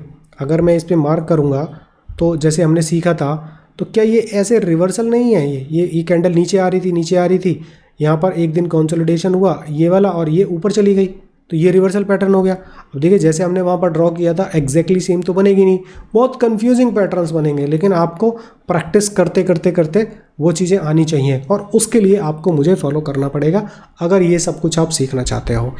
वो पिक्चरें आपको देखनी पड़ेंगी, वीडियोज़ देखने पड़ेंगे, मार्किंग करनी पड़ेगी। अब मैं क्या करता हूँ, यहाँ पर एक रेक्टेंगल ड्रॉ कर देता हूँ, और मैंने क्या बताया था, जैसे ही देखिए करंट मार्केट प्राइस है, यहीं पर मुझको ये ड्रॉ हो गया, मैंने ड्रॉ कर लिया, और यहाँ पर पैटर्न भी मुझे नज़र आ गया। तो मैंने कहा था कि जो भी स्मॉल कैंडल होगी उसकी बॉडी के ऊपर के पार्ट से लेके नीचे की विक तक मैं यहाँ पर मार्किंग कर दूंगा, ठीक है। अब ये रिवर्सल पैटर्न है, तो मैं क्या करूँगा, जो कि साइड वाली कैंडल है, हो सकता है ये इसके ऊपर हो। अभी मैं पहले ना इसको सही तरीके से ड्रॉ कर देता हूँ, और यहाँ पर राइट क्लिक करके ऐसे मैंने टेम्पलेट बना रखे हैं। तो टेम्पलेट कैसे बनाने हैं पहले मैं मार्क कर देता हूँ, फिर बताता हूँ टेम्पलेट कैसे बनाने हैं। तो ये मेरा डिमांड जोन मेरा डेली का बन गया, क्योंकि मैं डेली पर हूँ। अब इसको बनाना कैसे है कि जब भी आप पहले कोई डिज़ाइन कर लीजिए, पूरा रेक्टेंगल आपने बना लिया, जो भी लिखना है, कलर वलर सब कुछ करने के बाद में तैयार हो गया। आप राइट क्लिक कीजिए, टेम्पलेट पे जाइए और सेव एज कर लीजिए, और उसको कोई नाम दे दीजिए। अब यहाँ का ना आप स्क्रीनशॉट ले लीजिए पहले फटाफट से। इस तरह से अगर आप DZ 1 2 3 4 5 लिखेंगे ना, तो ये सब पैटर्न में होंगे। जैसे कि पहले ईयरली आएगा, फिर हाफ ईयरली, क्वार्टरली। अगर आप सिर्फ इसका नाम दे देंगे ना DZ ईयरली, तो ये कहीं भी कुछ हो सकता है, तो आपको ना बड़ा डिफ़िकल्ट होगा काम करने के लिए। तो इसको आप नोट कर लीजिएगा, इस तरह से आप बना लेंगे तो आपका काम थोड़ा आसान हो जाएगा। अब बेसिकली मैं आपको जो हमारी वीडियो चली थी ना एडवांस मार्किंग, वो मैं आपको यहीं समझाने की कोशिश कर देता हूँ। देखिए होता क्या है कि जब ये रिवर्सल हुआ है ना यहाँ तक, हो सकता है ये वाली कैंडल यहीं पर हो, फिर ये नीचे तक आई होगी ये वाली, प्रॉपरली बात करते हैं, ठीक है। ये रेक्टेंगल ड्रॉ करता हूँ। अभी आप इसको भूल जाइए, मान के चलिए कि जो ये वाली कैंडल थी सिर्फ यहीं तक थी ऐसे, तब तो यहाँ तक ड्रॉ होगा। अब ये वाली कैंडल यहाँ तक आ गई है तो ये ड्रॉ यहाँ तक होगा। तो बेसिकली जो मेरी रेंज स्टार्ट होगी वो यहाँ से लेके नीचे तक होगी, यहाँ तक, क्योंकि जो रिवर्सल शुरू हुआ है वो यहाँ से शुरू हुआ है, ना कि यहाँ से शुरू हुआ है, ठीक है। ऐसी चीज़ें आपको बहुत ध्यान देना पड़ेगा इन चीज़ों पे, यही आपको एक एडवांस एनालिसिस्ट बनाएंगी। अब फॉरवर्ड करता हूँ। अब देखिए भाई साहब, अब एक्चुअल में अब हो गया, ये मैंने मार्क तो कर दिया था, लेकिन अब ये बैक टू बैक देखिए कितना बड़ा इसमें अप मूवमेंट आ गई है बाकी सबको देखते हुए। अब ये मेरी ट्रेड रेडी हो गई है, यहाँ तक नहीं हुई थी। अब मैं क्या करूँगा, राइट क्लिक करूँगा और यहाँ पर मैं लगा दूंगा इंडिकेटर। अब यहाँ पर सॉरी नॉट इंडिकेटर, अलर्ट लगा दूंगा। तो ये कंफर्मेशन हो गई। अभी बैक टू बैक मेरे पास में 2 कैंडल हो गई हैं। आगे जाके हम रूल सीखेंगे कि मुझे कितना कैंडल चाहिए होती हैं ट्रेड लेने के लिए। प्रॉपर पैटर्न है और ये कॉन्टिन्यूस भी है। अब यहाँ पर आप एक बात और नोट कर लीजिएगा कि जो पैटर्न होते हैं उन दोनों में स्ट्रॉन्ग कौन सा है। जो कॉन्टिन्यूस पैटर्न है वो ज़्यादा स्ट्रॉन्ग नहीं है। देखिए उस पर ट्रेड भी प्लान करना है हमें, लेकिन जो रिवर्सल पैटर्न होता है वो कॉन्टिन्यूस पैटर्न से ज़्यादा स्ट्रॉन्ग होता है। तो बेसिकली अब जब ये 2 कॉन्टिन्यूस कैंडल बन गई है तो मैंने डिसाइड कर लिया कि अब मैं यहाँ पर ट्रेड करूँगा और मैं यहाँ पर अलर्ट लगा लेता हूँ। जब अलर्ट लगा लेंगे तो फिर हम आगे चलेंगे। नेक्स्ट डे देखेंगे ग्रीन कैंडल बनी है, कोई इशू नहीं है। अब जब हमने अलर्ट लगाना है, यहाँ पर अलर्ट नहीं लगाना है, अलर्ट लगाना है थोड़ा सा ऊपर, जिससे कि मैं अपनी ऑर्डर को एग्जीक्यूट कर सकूँ, पहले से ही लगा दूँ, प्लान कर दूँ। अभी नीचे green candle sorry red candle बनना शुरू हो गई हैं। अब ग्रीन कैंडल बनी है। अब आप कहेंगे यहाँ पर भी एक कॉन्टिन्यूस पैटर्न बन गया है। यस, डेफिनेटली बन गया है, लेकिन अगर इसके ऊपर में एक और ग्रीन कैंडल ऐसे ही बनेगी तो फिर मैं यहाँ पर भी मार्किंग कर दूंगा। बाकी हालांकि यहाँ पर मार्किंग करने में मुझे कोई इशू नहीं है, लेकिन ये ट्रेड करने के लिए अवेलेबल नहीं है, मैंने सिर्फ मार्किंग की है। नेक्स्ट डे उसमें क्या होगा वो डिसाइड करेगा, ठीक है। मैं नेक्स्ट इस पर मार्किंग करता हूँ और देखिए हालांकि इसमें प्राइस आया और ऊपर चला गया, लेकिन मैंने तो ट्रेड ली नहीं है, क्योंकि मैं तो सोच रहा था कि ऊपर तक एक स्ट्रॉन्ग कैंडल बने। अभी भी स्ट्रॉन्ग कैंडल नहीं बनी है। अच्छा, अब यहाँ पर नोट कर लेना है कि जैसे ही इसमें ये वाली नेक्स्ट कैंडल से या इस वाली कैंडल से इसको टकरा गया तो अब ये ख़त्म हो गया, अब इसमें कुछ भी नहीं है। हालांकि आप देखेंगे ना, ये मैंने मार्क किया था, यहाँ पर आया इंटरडे के लिए, प्राइस तो यहाँ तक गई है, इसने मेरे को दी है, लेकिन मेरे लिए मेरे सेटअप के हिसाब से मैं इसमें ट्रेड नहीं प्लान करूँगा, ठीक है। प्राइस यहाँ पर आया ना, यहाँ पर चला गया, फिर यहाँ पर गैप डाउन होने के बाद में प्राइस वहाँ पर आया और यहाँ पर आकर क्लोज हो गया। तो 1:2 क्या, इसमें 1:3 का टारगेट मिला, लेकिन मैं ऐसी ट्रेड को प्लान नहीं करूँगा और ना ही आपको अभी करनी है, ठीक है। नेक्स्ट पे चलते हैं जी। स्मॉल कैंडल नहीं करूँगा, लेकिन अब यहाँ पर करंट मार्केट प्राइस पे मेरे को एक स्ट्रॉन्ग कैंडल मिल गई है। अब हम क्या करेंगे, इसके पीछे पैटर्न भी बन गया तो इसको मैं यहाँ पर मार्क कर देता हूँ। डेली का मैंने मार्क कर दिया। अब क्योंकि मैं डेली पे बात कर रहा हूँ तो मैं डेली की मार्किंग करूँगा। अब हम फिर आगे चलेंगे। अब देखिए हमने अलर्ट यहाँ लगाया था, अलर्ट मेरे पास में आ गया। अब मैं क्या करूँगा, अपना ऑर्डर यहाँ पर लगाऊंगा, एंट्री मेरी ये रहेगी, स्टॉप लॉस इसके मेरे नीचे रहेगा, ठीक है। ये पूरी रेंज है ना, तो ये मेरा रहेगा 3990। ये मैं अपना ऑर्डर लगा के छोड़ दूंगा। अच्छा, धन पे ये क्या कहते हैं, अलर्ट के साथ ही लग जाता है। अगर आप कमेंट सेक्शन में लिखेंगे तो मैं अलग से एक वीडियो बना के लिख दूंगा, बाकी आप यूट्यूब पे और भी देख सकते हैं, ठीक है। अब वो मैं यहाँ पर नहीं बता रहा हूँ। अब आप देखेंगे मेरे रेंज में प्राइस नहीं आया। अब आते हैं नेक्स्ट के ऊपर में, फिर यहाँ पर एक ग्रीन कैंडल फॉर्म हो गई है, लेकिन आप देखेंगे इसकी रेंज और इसकी रेंज ऑलमोस्ट बराबर ही है, तो इसको मैं कंसिडर नहीं करूँगा। अब हम आगे बढ़ेंगे। ये भी बुलिश कैंडल नहीं बनी है, अब ये भी बुलिश कैंडल नहीं बनी है, ये भी बुलिश कैंडल नहीं बनी है, अभी मेरे लिए कुछ नहीं बना है। अब देखिए यहाँ पर एक पैटर्न बन गया ना, अब मैं इसको मार्क कर लूँगा फिर से। अब देखिए इसका साइज़ कितना है और इसका साइज़ कितना है। अभी भी यहाँ पर मैंने मार्क जो करवाया था, अब आपको पता चलेगा। इसको आप थोड़ा सा और आगे तक बढ़ा सकते हैं, ठीक है। अब आप इसमें आगे करेंगे। ये देखिए मेरी एंट्री हो गई। अब इतनी स्ट्रॉन्ग तरीके से नीचे गिर रहे हैं तो थोड़ी हिम्मत तो चाहिए। अब यहाँ पर हमने ट्रेड प्लान नहीं किया था क्योंकि ये एरिया स्ट्रॉन्ग नहीं था, इसमें बहुत सारी स्मॉल कैंडल्स थी, अप मूवमेंट काफ़ी अच्छी थी, तो इसमें तो ऑलरेडी हमारे पास में एक स्टॉप लॉस लग चुका है, तो अब आगे तो हम नहीं लेंगे। लेकिन अब इस एरिया की बात करते हैं। ये देखिए, और ये 2 कैंडल मतलब दूसरे दिन ही मुझको एंट्री मिली यहाँ पर, तो नेक्स्ट डे 1 और 2 जून को मेरा टारगेट लग गया। तो यही मैंने अपने जो मेरी वेबसाइट है stocktrade.life, इस कॉन्सेप्ट के हिसाब से मैंने आप लोगों के साथ शेयर किया था और मेरा इसमें 1:2 का टारगेट लग गया और मैं इससे बाहर हो गया। अब मेरी नेक्स्ट एंट्री होगी यहाँ पर। अब क्योंकि सेलिंग इसमें आई डोंट नो कि इसमें ऑप्शंस है या नहीं है, तो अगर ऑप्शंस है तो सेलिंग कर सकते हैं, बाकी अगर इंटरडे की प्लानिंग करनी है तो उसमें सेलिंग की जा सकती है। यहाँ पर हम लोग सेलिंग करेंगे। तो इस तरह से हमको मार्किंग करनी होती है। अब नेक्स्ट है मेरा एग्जाम्पल एडलवेस फाइनेंशियल सर्विसेज। अब इसमें क्या है कि मैंने ना सारी मार्किंग कर रखी है, तो मैं सिर्फ आपको एक्सप्लेन करूँगा। मैं चला गया वीकली पे। अब क्योंकि वो तो मैंने डिटेल में आपको बता दिया था ना, अब अगर आप यहाँ से देखना शुरू करेंगे, आई डोंट नो कि ये यहाँ पर वर्क करेगा या नहीं करेगा, एक बार लगा के देख लेते हैं। तो स्टार्ट न्यू यहाँ पर ये डाल देते हैं, ठीक है। अब मार्किंग तो मैंने कर रखी है, टाइम बचाने के लिए उसको छोड़ देते हैं। अब आप यहाँ देख लीजिए, ये कॉन्टीन्यूसली यहाँ पर चला था, ये सेलिंग जोन मैंने मार्क किया हुआ है, वहीं से टकराने के बाद में नीचे आया, ठीक है। अब यहाँ पर ये कुछ पैटर्न अच्छे नहीं बन रहे हैं, नहीं बनने, कोई दिक्कत नहीं है, हमें कुछ नहीं करना है, हमें सिर्फ वेट करना है अपने टाइम का। अब देखिए यहाँ पर 2 back to back green candle बन गई, कॉन्टीन्यूस पैटर्न बन गया। तो यहाँ पर मैंने वीकली की मार्किंग कर दी है। तो इस तरह से टॉप से लेके बॉटम तक की हमने मार्किंग कर दी है, ठीक है जी। नेक्स्ट चलते हैं। अब वो सेलिंग जोन इतना अच्छा नहीं था तो हमने मार्किंग नहीं की थी। तो देखिए कुछ दिन यहाँ पर रुका प्राइस, लेकिन फाइनली वो ब्रेक हो गया, ठीक है। ये सारी चीज़ें सीखेंगे आगे जाके कि ये कैसे मार्क की जाती हैं। अब ये भी हमने मार्क नहीं किया था, ठीक है। कॉन्टीन्यूस पैटर्न बनना था ना, लेकिन हमने मार्किंग नहीं की थी इसकी।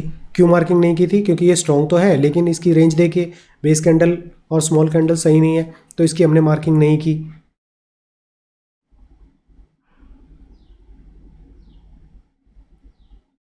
अब देखिए यहाँ से एक रिवर्सल हुआ, मेरे इसमें नहीं आया, हालांकि ये मंथली का एक जोन बना हुआ था, वहाँ से टकरा के वापस चला गया है। मैं आपको दिखा देता हूँ, ये मंथली पे मैं गया, ठीक है। मंथली का एक बना हुआ था, वहीं से टकरा कर वापस चला गया, क्योंकि मंथली ज़्यादा स्ट्रॉन्ग होता है वीकली से। जितना टाइम फ्रेम ज़्यादा बड़ा होगा वो उतना ही स्ट्रॉन्ग होगा। अब यहाँ पर सेलिंग जोन एक बना हुआ है, लेकिन मुझे ठीक लग रहा है, मार्किंग वैसे मैंने नहीं की है तो कोई इशू नहीं है। अब इसको छोड़ देते हैं। ये देखिए काफ़ी नीचे तक आया, प्रॉपर 1:1 का टारगेट तो एटलीस्ट दिया ही है।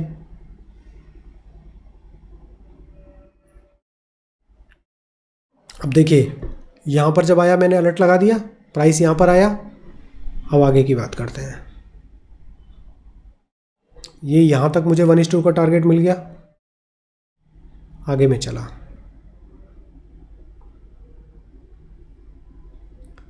कुछ दिन और वेट करते तो और अच्छा प्राइस मिलता। अब यहाँ पर कुछ सेलिंग जोन टाइप बना हुआ था, एक रेसिस्टेंस बना हुआ है, क्योंकि बार बार में प्राइस यहीं से आके नीचे जा रहा है, ठीक है। तो मेन तो यही वो जगह है, लेकिन अब ये भी एक स्ट्रॉन्ग कैंडल बन गई है और यहाँ से एक कॉन्टीन्यूस पैटर्न दिख रहा है ना आपको। फिर मैंने ड्रॉ कर लिया और मैं वेट करूँगा कि प्राइस यहाँ पर आए। फिर से प्राइस यहाँ पर आया, ये देखिए फिर से प्राइस चल दिया वहाँ पर। अच्छा, ऐसा नहीं है कि अब ये मैंने मार्किंग है ना सिर्फ यहीं तक रहेगी। अब अगर इसको ब्रेक करके नीचे जाएगा तो ऐसे नहीं है कि हम दोबारा यहाँ पर एंट्री लेंगे, फिर हम एंट्री लेंगे यहाँ पर। तो इस तरह से ये मार्किंग की जाती है और आपको इस चीज़ की प्रैक्टिस करनी है अलग अलग टाइम फ्रेम पे। अब ये तो चीज़ हमने सीख ली है कि डिमांड जोन किस तरह से मार्क करते हैं, सेलिंग जोन किस तरह से मार्क करते हैं। तो हॉरिजॉन्टल लाइन वाला मैंने एग्जांपल ज़्यादा नहीं लिया है, क्योंकि उसमें जब हम रिसर्च करेंगे उसके लिए क्या करना पड़ेगा, हम आगे जाके मैं आपको अलग से वीडियो बना के डालूंगा। अगर कमेंट सेक्शन में आप मुझे लिखेंगे कि सर बना दीजिए, यहाँ पर तो मैं इतना समझा रहा हूँ, इतना ज़्यादा टाइम लगा रहा हूँ ना, तो यही वीडियो बहुत लंबी होती चली जाएगी, क्योंकि अभी कॉन्सेप्ट और भी ज़्यादा बचे हुए हैं। तो इस तरह से आपको डेली बेसिस पे प्लानिंग करनी है, और यही चीज़ मैं आपको अपने वीडियो में आपको डेली बेसिस पे बताऊंगा, डेली जो मैं अपलोड करने चाह रहा हूं। तो इसलिए ये वीडियो बहुत इंपॉर्टेंट है, ठीक है। इससे आगे जाके और भी कॉन्सेप्ट हैं वो मैं आपको बताने जा रहा हूं, तो उसको भी हम आगे जाके सीखेंगे, ठीक है। तो चलते हैं अपने नेक्स्ट टॉपिक के ऊपर। दोस्तों, अगले टॉपिक पे बढ़ने से पहले एक रिक्वेस्ट है कि यहाँ तक आप आ गए हैं, इतनी एफर्ट से हमने वीडियो बनाया है, तो लाइक और कमेंट ज़रूर कर दीजिएगा, सब्सक्राइब तो कर ही लीजिएगा। क्योंकि इतना वीडियो आपने देख लिया है तो आप डेफिनेटली लर्निंग में बहुत इंटरेस्टेड होंगे। चलिए फ्रेंड्स, स्टार्ट कर लेते हैं अपना नेक्स्ट टॉपिक की एडवांस जोन मार्किंग। हालांकि मैंने आपको ऑलरेडी बता दिया है, बट फिर भी दोबारा से एक्सप्लेन कर देता हूँ। देखिए, अगर रिवर्सल पैटर्न होगा तो तीनों, मतलब सिंपल कॉन्सेप्ट है कि जो तीनों कैंडल होंगी, चाहे फ्रंट हो, मिडिल हो या बैक हो, जो भी तीनों में से जिसका भी नीचे तक प्राइस जाएगा वहाँ पर हमको वहाँ तक उस रेंज को कंप्लीट करना है। एसएल वहीं पर रहेगा, ठीक है। तो इन तीनों केसेस में जो ऊपर की जो लाइन होगी, जो एंट्री पॉइंट होगा, वो तो सबका सेम ही रहेगा, लेकिन जो मेरा स्टॉप लॉस की जो लाइन है वो चेंज हो सकती है। जो रेंज है ना, जो मेरे को डालनी है, वो चेंज हो सकती है। अब जैसे कि यहाँ पर आप देख रहे हैं कि जो बेस या स्मॉल कैंडल है उसकी प्राइस जो है वो नीचे तक जा रही है, तो उसके थोड़ा सा नीचे मुझे प्राइस रखना है। ऐसा भी हो सकता है कि रिवर्सल पैटर्न में जो बैक कैंडल है उसका प्राइस नीचे तक जा रहा होगा, मतलब कि लोएस्ट विक की मैं बात कर रहा हूँ, ठीक है। तो वहाँ तक अगर प्राइस जाएगा तो वहाँ तक आपको प्राइस को कंसिडर करना है। ऐसे ही अगर फ्रंट कैंडल है वो नीचे तक जा रहा है, उसका विक जो है वो नीचे तक जा रही है, तो उसको आपको कंसिडर करना है। ये एडवांस मार्किंग हो गई। सो ऐसे ही अगर कॉन्टीन्यूस पैटर्न होगा तो आपको कंसिडर करना है ऐसे कि जो इसमें ये आपका एसएल रहेगा और यहाँ पर एंट्री रहेगी। लेकिन अगर फ्रंट कैंडल है उसका प्राइस नीचे गया है, भाई यहाँ पर एंट्री होगी और इस केस में यहाँ पर एसएल रहेगा। ऐसा नहीं है कि आप यहाँ पर लगा देंगे, तो यहाँ पर नहीं लगाना है, इस बात का ध्यान रखिएगा। तो बेसिकली इसका कॉन्सेप्ट क्या है वो भी थोड़ा सा बता देता हूँ। अगर उस चीज़ के बारे में आपको पता होगी ना, तो चीज़ को करने में थोड़ा सा ज़्यादा मज़ा आता है। तो देखिए, इसमें बेसिकली कॉन्सेप्ट क्या है, थोड़ा सा इसका वेट कम कर लेता हूँ, ठीक है। इसमें कॉन्सेप्ट क्या है कि प्राइस यहाँ से अप मूव कर रहा है, ठीक है। यहाँ पर कोई स्टॉप, मतलब सेलर्स, मतलब यहाँ पर तो नंबर ऑफ बायर्स थे वो ज़्यादा थे, फिर यहाँ पर कुछ सेलर्स और इंटर हुए, ठीक है। उन्होंने कोशिश की कि प्राइस को नीचे लेके जाए, लेकिन यहाँ पर अल्टीमेटली बायर इसको वापस ऊपर लेके गए। तो इसकी जो विक है इसको तो हम कंसिडर नहीं कर सकते, क्योंकि ये मेरी बैक कैंडल है, ठीक है। जहाँ पर प्राइस स्टॉप होगा उन दोनों में से ही मेरे को प्राइस उसी का जो लोएस्ट विक है वही प्राइस मुझे कंसिडर करना पड़ेगा। अब इस केस में क्या हुआ, इस केस में ये हुआ, मान लीजिए कि मैं डेली के टाइम फ्रेम पर अभी इसको मार्किंग कर रहा हूँ। प्राइस अप जा रहा था, सेलर्स एंटर हुए, उन्होंने कोशिश की प्राइस को नीचे लेके आने की, तो यहाँ पर प्राइस थोड़ा सा नीचे भी आया। अब अगर आप छोटे टाइम फ्रेम पे जाएंगे ना, जब कभी भी, मतलब कि जैसे कि 30 मिनट पे या 60 मिनट पे, हो सकता है कोई कैंडल छोटी बनी होगी जो इससे भी नीचे इसको ले जाने की कोशिश की होगी, लेकिन फिर उसमें नंबर ऑफ़ बायर्स की एंट्री और ज़्यादा हो गई, वो और ज़्यादा हावी हो गए और उस प्राइस को ऊपर लेके आ गए। तो बेसिकली जो बायर्स की एंट्री यहाँ तक हुई है ना, यहाँ तक, यहीं से तो एंट्री ली है उन्होंने बायर्स ने, जो प्राइस को अप लेके गए। तो ये कॉन्सेप्ट है, इसको आप ध्यान रखिएगा, बेटर रहेगा आपको समझने के लिए। अच्छा, अगले कॉन्सेप्ट पे चलते हैं। इसी का बिल्कुल उल्टा जो है वो सेलिंग जोन में होता है। उल्टा मतलब कि ऊपर की साइड यहाँ पर स्टॉप लॉस रहेगा और यहाँ पर एंट्री रहेगी। यहाँ पर मैंने मार्किंग ऑलरेडी कर रखी है। अगर आपकी जो फ्रंट कैंडल है उसका प्राइस ऊपर तक जा रहा है तो बेसिकली आपको वहाँ तक रेंज को कवर करना है। रिवर्सल की बात कर रहा हूँ। ऐसे ही बैक कैंडल अगर ऊपर तक जा रहा है तो आपको वो पूरी रेंज कवर करनी है, ठीक है। अब मैं बात करता हूँ कॉन्टीन्यूस में। तो कॉन्टीन्यूस में भी जैसे ही प्राइस नीचे आ रहा है तो यहाँ पर मेरी एंट्री होगी, ठीक है। ये मेरी एंट्री लाइन है और यहाँ पर स्टॉप लॉस हो गया। लेकिन अगर मेरी फ्रंट कैंडल है ये पीछे तक जा रही है तो इस पूरे एरिया को कवर करना है। इस बात का आप थोड़ा सा ध्यान रखेंगे, ठीक है। अब नेक्स्ट, एडवांस जोन मार्किंग। अच्छा, एडवांस जोन मार्किंग में अब हो सकता है कि भाई ये वाली चीज़ जो आप देख रहे हैं ना, ये आपको डेली पे कंसिडर नहीं करनी है। डेली से वीकली, मंथली, क्वार्टरली, वहाँ पर ये चीज़ आपको मार्क करनी है। देखिए, इन सभी पैटर्न्स में ये रिवर्सल पैटर्न है, ये तो आपको क्लियरली नज़र आ रहा है, लेकिन आपको ये ध्यान रखना है कि इसमें ना बेस कैंडल नहीं है या स्मॉल कैंडल नहीं है, वो मिसिंग है। लेकिन आप ये तो बात मान ही सकते हैं कि भाई प्राइस नीचे जा रहा था, बायर्स की एंट्री हुई, वो प्राइस को अप लेके गए, लेकिन वो इतनी जल्दी आ गए कि कंसोलिडेशन करने ही नहीं दिया। सिमिलरली यहाँ पर प्राइस अप जा रहा था, सेलर्स की एंट्री होगी, वो धड़ाक से नीचे लेके आ गए। तो दोस्तों इस केस में आपको क्या करना है, मिसिंग है फिर भी आपको यहाँ पर मार्किंग करनी है। अब मार्किंग किस तरह से करनी है, आपको यहाँ पर मैं बताता हूँ, जैसे मैंने ऑलरेडी डाला हुआ है कि जो एंट्री है तो वो दोनों में से जो जिस भी कैंडल का बॉडी पार्ट नीचे रहेगा वहाँ से नीचे रखना है और पूरे एरिया को कवर कर लेना है। तो स्टॉप लॉस तो हमेशा दोनों का जहाँ से रिवर्सल हुआ है उसके जस्ट नीचे रखना है, जैसे कि मैंने यहाँ पर मार्क किया हुआ है। तो हमेशा SL तो नीचे ही रहेगा, लेकिन अब जैसे आप देख रहे हैं ना कि ये एंट्री जो है वो यहाँ पर, ये दोनों तो बराबर ही है। अब इसका जो है बेस ऊपर है और यहाँ पर इसका जो बॉडी पार्ट का लोअर पार्ट है, ठीक है, वो इसका ऊपर है। तो यहाँ पर ये इसकी एंट्री होगी और यहाँ पर इस केस में इसकी एंट्री होगी और ये पूरा का पूरा एरिया हम लोग प्ले करेंगे।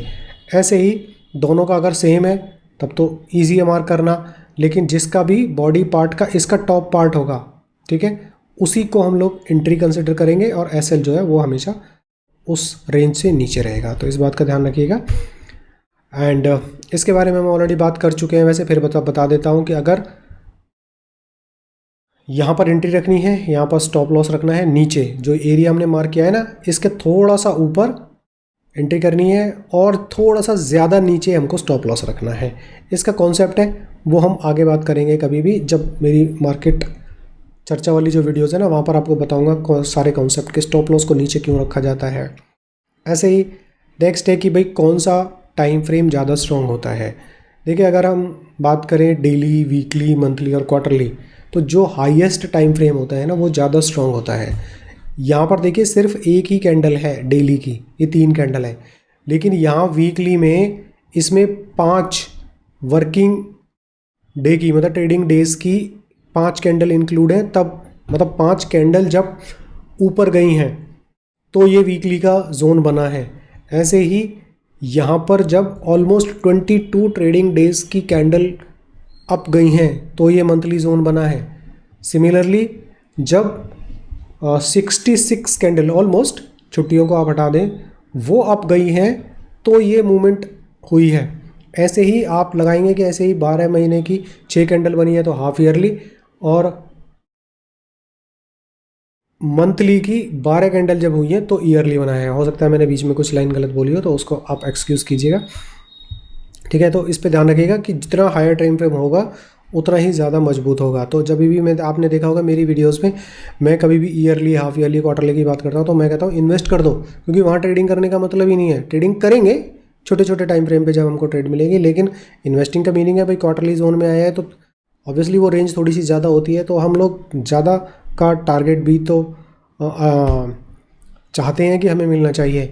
तो ऐसे ही हमारे पास में नेक्स्ट कॉन्सेप्ट है कि कितनी नंबर ऑफ़ स्मॉल कैंडल्स एक डिमांड जोन में होनी चाहिए। इस बात को आप नोट कर लेना। देखिए 3 कैंडल होंगी ना तो उसको आप कंसिडर कर लेना, मैक्सिमम 4, इससे ज़्यादा कंसिडर मत करना, ठीक है। कॉन्टीन्यूस पैटर्न में, और स्ट्रक्चर जो है ना वो इस तरह का होना चाहिए, मतलब कि प्राइस जो है वो नीचे आ रहा हो, 4 बेस कैंडल बनी हो और 2 बैक टू बैक कैंडल मुझे चाहिए ही चाहिए। या तो एक ही कैंडल हो इतनी बड़ी, या फिर बैक टू बैक 2 कैंडल होनी चाहिए, इसके बीच में कुछ नहीं होना चाहिए।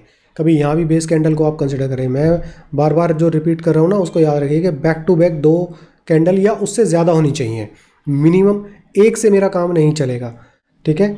या फिर 2 के बाद में छोटा मोटा, मतलब कि बीच में एक बेस कैंडल आई, 2-4 आई, फिर उसके बाद में और प्राइस ऊपर गया, तो जितना ऊपर जाएगा प्राइस उतने ही वो उतना ज़्यादा मजबूत हो जाएगा। अच्छा, अगर आपको इस तरह से कैंडल्स नज़र आए, मतलब प्राइस तो अब जा रहा है लेकिन स्लो स्लो स्लो स्लो जा रहा है, उसमें नहीं एंट्री करनी है, वो हमारे लिए कुछ है ही नहीं, तो उसको छोड़ देना है, ठीक है। अब अगर ऐसा स्ट्रक्चर आपको मिलेगा कि बेस कैंडल भी बहुत ज़्यादा होंगी, स्मॉल कैंडल्स, और इस तरह की छोटी छोटी कैंडल्स होंगी, देखिए इसका जो रूप है ना कुछ भी हो सकता है, ये तो मैंने एग्जांपल के लिए बना दिया है, उसको कंसिडर नहीं करना है, हमें तो ये स्ट्रक्चर चाहिए। और जहाँ पर ये स्ट्रक्चर बनेगा ना बेधड़क होकर आप ट्रेड कीजिएगा, कोई इशू नहीं है।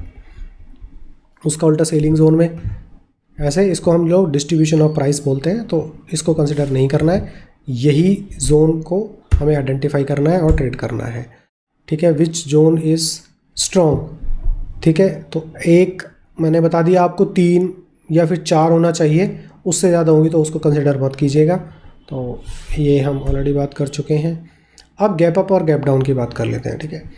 तो होता क्या है, मैं इसका ना आपको आज के वीडियो में एग्जांपल भी दूंगा मार्केट पे, निफ्टी में बहुत बढ़िया ट्रेड बनी थी इसकी, ठीक है। तो होता क्या है कि जब प्राइस बैक टू बैक नीचे आ रहा होता है, एक सपोर्ट में आता है और वो फटाक से गैप अप हो जाता है। अब देखिए इस वाली कैंडल का जो क्लोजिंग प्राइस है वो तो यहाँ रहा, मान लीजिए 100 रहा, और ये सीधा 110 पे ओपन हुआ। तो दोस्तों ये पार्ट जो है ये इनविजिबल है, लेकिन कैंडल शुरू यहाँ से हो रही है क्योंकि ओपनिंग यहाँ पर हुई है, क्योंकि टेक्निकली उसको पता नहीं है, बट बेसिकली तो ये कैंडल यहीं से बनी है ना, यहीं से ही तो प्राइस चला है, ये यहीं से ही तो प्राइस चला है ये। तो अगर मैं इसको ग्रीन में मार्क कर दूं, आपका थोड़ा सा कंफ्यूजन दूर होगा।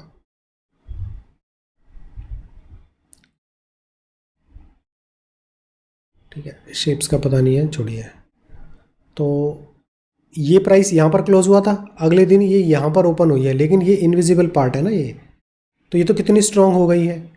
तो आप अब ये प्राइस वापस आएगा, तो अब इसकी मार्किंग कैसे की जाएगी? इसकी मार्किंग दोस्तों यहीं से ही की जाएगी, ठीक है। आगे जब वीडियोस में डेली मार्केट चर्चा में कोई इस तरह के एग्जांपल आएंगे तो ज़रूर आपको मैं बताऊंगा, ठीक है। ये भी सेम ही वीडियो है। अब अगर यहाँ पर जाकर एक और बेस कैंडल बनती है, स्ट्रॉन्ग कैंडल नहीं बनती है, तो इसको आप डिमांड जोन 1 मानेंगे और इसको मानेंगे 2, इसको अलग प्ले करेंगे और इसको अलग प्लेस करेंगे, क्योंकि ये तो बन गया है रिवर्सल पैटर्न और ये बन गया है कॉन्टीन्यूस पैटर्न, क्योंकि ये वाली तो एक कैंडल है ना यहाँ पर जो आपको दिख नहीं रही है। तो इस बात का आपको ध्यान रखना है, ठीक है। ये कॉन्सेप्ट्स हैं, क्योंकि सिर्फ ड्रॉ कर लेना ही, मैंने आपको पहले बताया था कि सिर्फ ड्रॉ कर लेना ही, ऐसा नहीं है कि हमने ड्रॉ कर लिया और हम लोग ट्रेड प्लान करना शुरू कर दें। अब दोस्तों हम लोग आ रहे हैं बहुत ही इंपॉर्टेंट टॉपिक के ऊपर में, trend analysis, change in characters जिसको हम लोग बोलते हैं। अब दोस्तों ये थोड़ा सा ना ट्रिकी पार्ट है, मतलब कि एक बार में जल्दी से समझ नहीं आता है।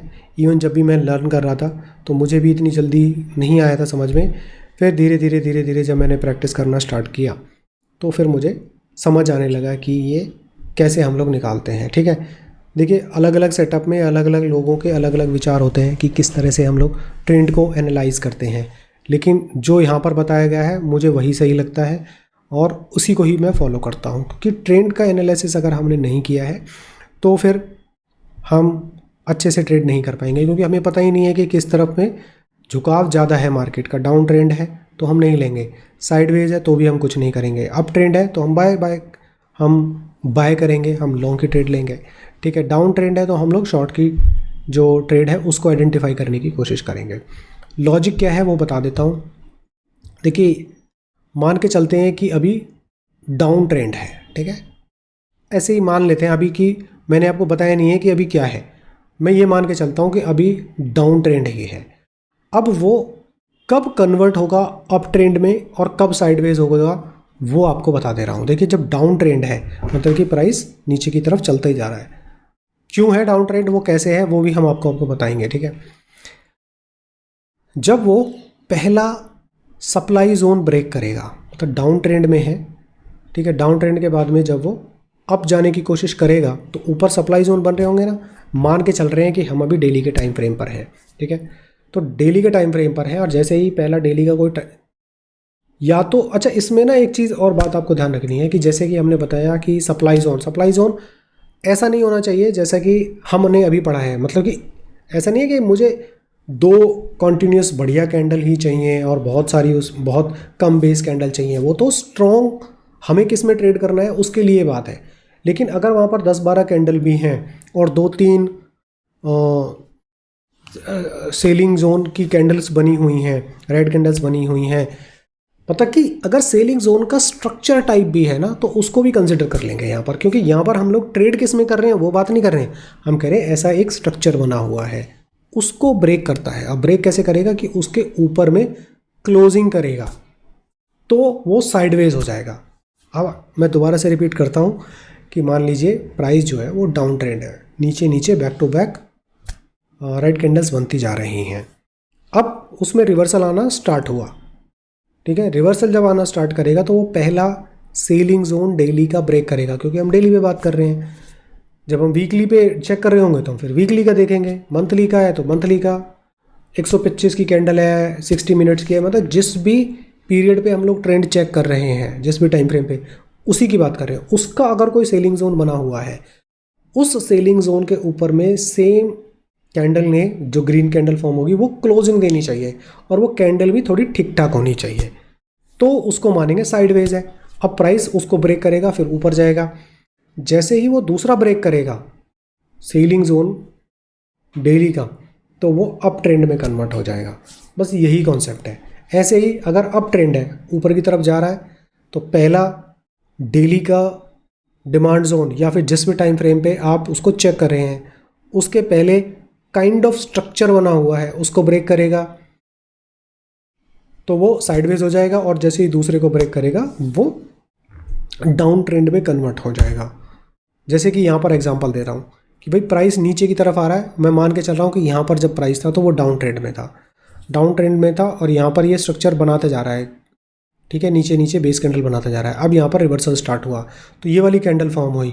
अब जो ये वाली कैंडल फॉर्म हुई है, तो पहले ये एक स्ट्रक्चर बना हुआ था, काइंड ऑफ स्ट्रक्चर कह सकता हूँ, यहाँ पर प्रॉपर स्ट्रक्चर होना चाहिए, या काइंड ऑफ भी बना हो, ठीक है।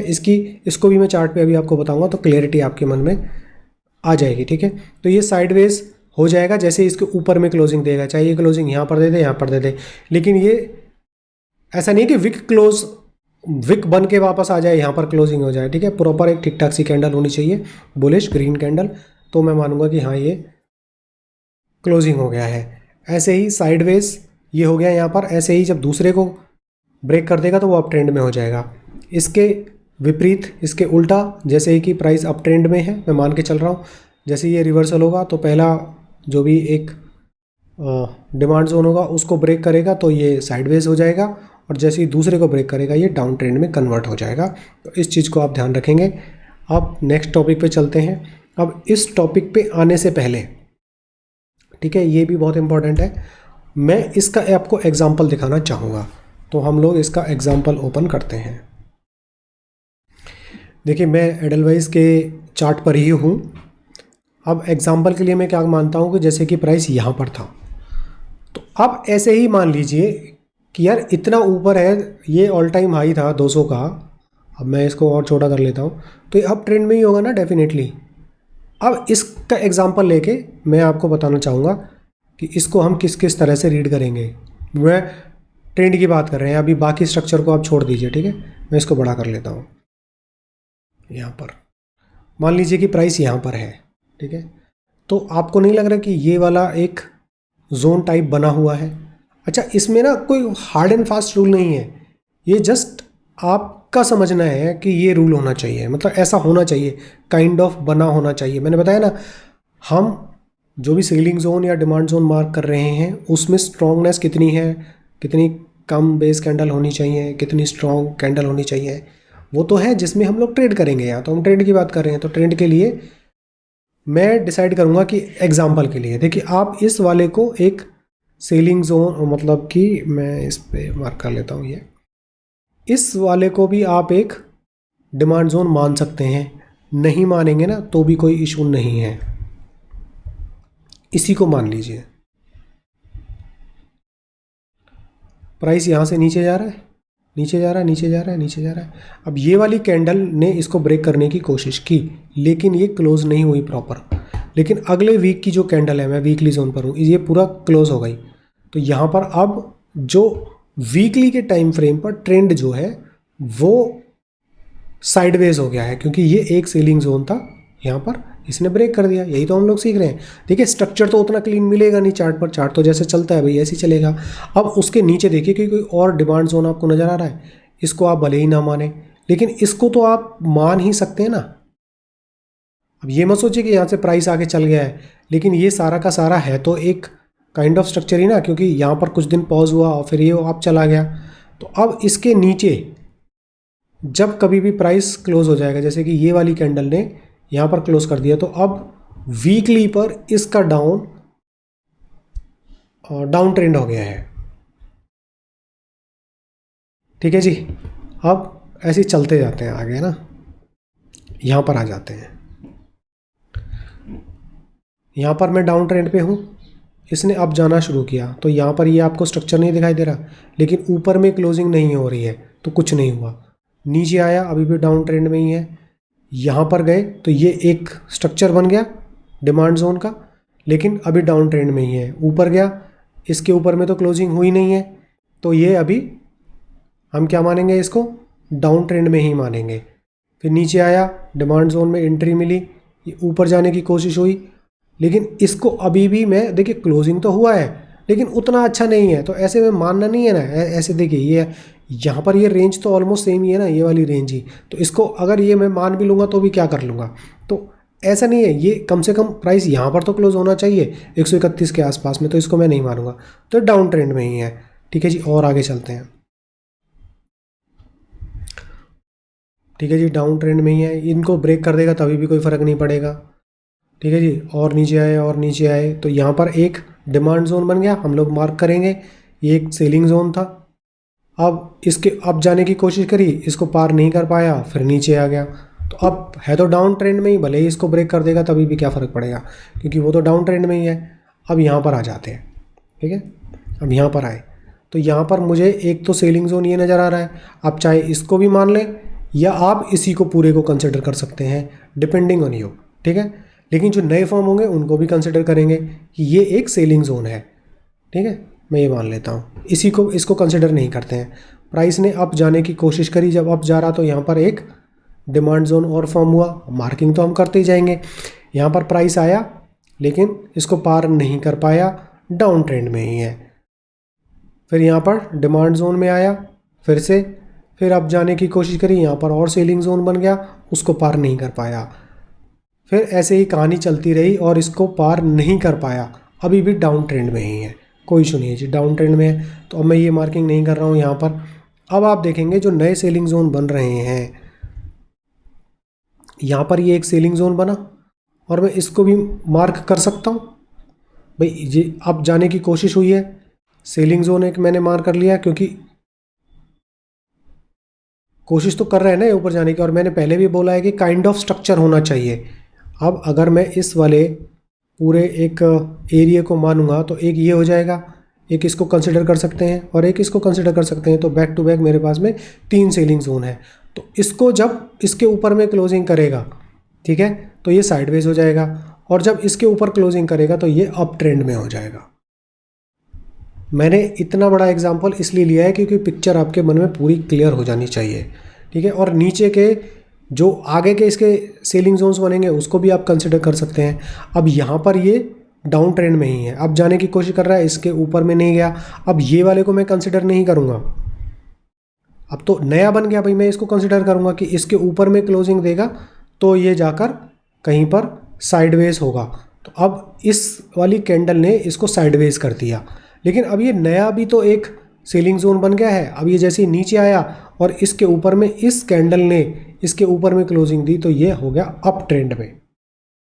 आया कॉन्सेप्ट समझ में? अब ये अप ट्रेंड में है, अप ट्रेंड में है तो ये आगे चला, फिर हल्का सा नीचे आया, अब तो ये अप ट्रेंड में ही है। अब जब तक अगर ये इसको ब्रेक कर देगा, अब इसको इसने ब्रेक नहीं किया, अब नीचे भी एक डिमांड जोन बन गया है, ये नीचे आया, इसको ब्रेक नहीं कर पाया, अभी अप ट्रेंड में था तो ये भी अप ट्रेंड में ही रहेगा, और सेलिंग जोन को ब्रेक कर देगा तो उससे कोई फ़र्क ही नहीं पड़ेगा।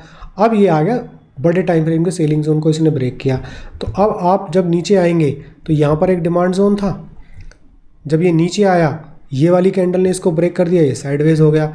इसके नीचे एक ये डिमांड जोन है, अब इस वाली कैंडल ने इसको ब्रेक कर दिया, वैसे तो ब्रेक नहीं मानूंगा मैं, यहाँ पर आप देखेंगे ना इसके नीचे क्लोजिंग नहीं हुई है, तो ये साइडवेज ही है, साइडवेज ही चलता रहेगा ये।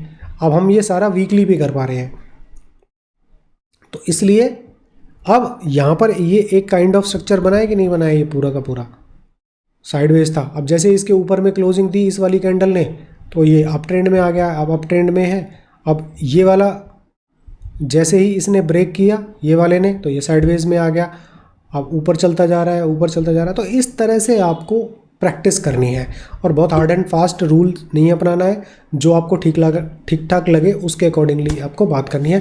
मैंने इतना बड़ा लंबा एग्जांपल दे दिया है आपको, बाकी आगे आने वाले टाइम पे जो हम लोग मार्केट चर्चा की जो वीडियोस बनाएंगे वहाँ पर तो हम डेली बेसिस पे एग्जांपल लेंगे ही लेंगे। तो वापस से हम अपनी पीपीटी पे चल देते हैं और नेक्स्ट टॉपिक के ऊपर बढ़ते हैं, जो कि है time frame to take the trades. अब ये दोस्तों बहुत इंपॉर्टेंट है और आप इस वाले कॉन्सेप्ट के बाद में you will be ready to take the trades. ठीक है, तो हम इसमें तीन टाइम फ्रेम पे एनालिसिस करते हैं ट्रेड लेने के लिए। तो होता क्या है कि इसको आप ना बहुत अच्छे से याद कर लेना, इसको बिल्कुल भी भूलना नहीं है, यही हमारे लिए परफेक्ट एग्जाम्पल होगा परफेक्ट ट्रेड लेने के लिए। ठीक है, हम इसमें तीन टाइम फ्रेम लेंगे, एक होगी लोकेशन, एक होगा ट्रेंड और एक होगा एग्जीक्यूशन। सो लोकेशन क्या होगा, लोकेशन हम हमेशा ना बड़े टाइम फ्रेम पे लेंगे और एक मिड टाइम फ्रेम पे उसका ट्रेंड चेक करेंगे और छोटे टाइम फ्रेम पे उसका एग्जीक्यूशन करेंगे। अब इसका लॉजिक बताता हूँ। मान लीजिए हम क्वार्टर की कोई लोकेशन हमने डिमांड जोन मार्क कर लिया, वो आप देखेंगे ना उसकी जो रेंज है वो हमेशा बहुत बड़ी होगी।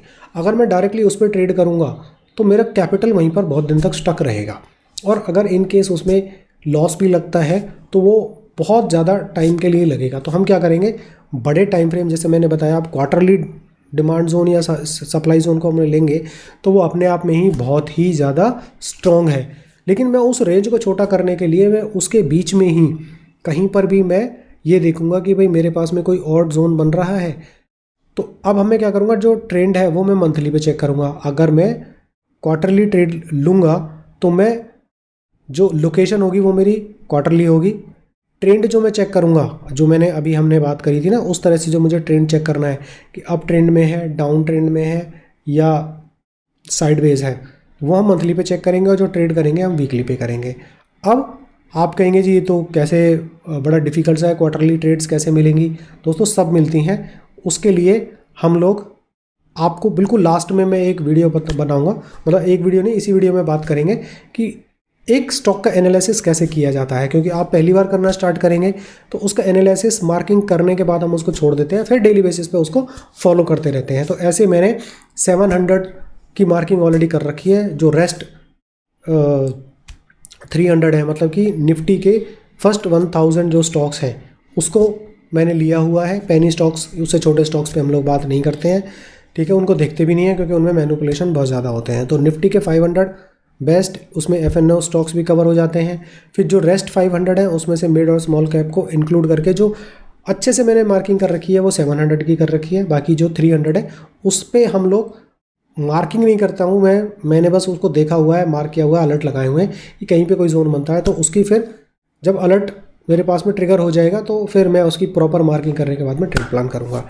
तो अब आपको ध्यान रखना है कि अगर मुझको इंट्राडे ट्रेड लेनी है तो लोकेशन मेरे पास में डेली की होनी चाहिए, ट्रेड मैं 125 पे करूँगा और यहाँ पर मेरा एग्जीक्यूशन रहेगा।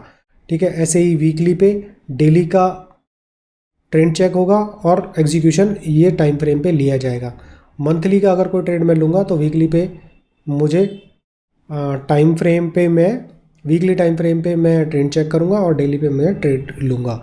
और ये वाले जो है हाफ ईयरली और ईयरली होती हैं, ये तो ज़बरदस्त होती हैं। मैं आपको ज़्यादातर वीडियो इसी के ही बना के डालता हूँ क्योंकि इसमें तो रुकने का नाम ही नहीं है। इसका ही मैं आपको एक एग्जांपल दूंगा, ठीक है। बिरला सॉफ्ट का हम लोग टेक्निकल एनालिसिस करेंगे क्योंकि वो उसी जोन में है। वैसे तो सेंट्रल बैंक भी है, तो दोनों का मैं एग्जांपल ले लेता हूँ, ठीक है, और उसका मैं एनालिसिस करके आपको दिखा दूंगा। तो दोस्तों इस वीडियो को देखने के बाद में you are ready to take the trade. लेकिन अच्छा, इसके बाद एक और भी तो कॉन्सेप्ट है, स्ट्रॉन्ग, मतलब कि आपको ट्रेड स्कोर देखना है।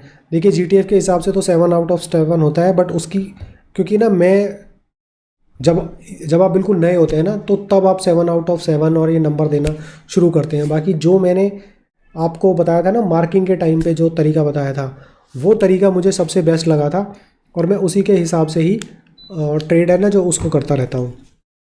तो इसकी इतनी ज़्यादा ज़रूरत नहीं होती है, बट एज अ बिगनर आप इसको कंसिडर कर सकते हैं, देख सकते हैं।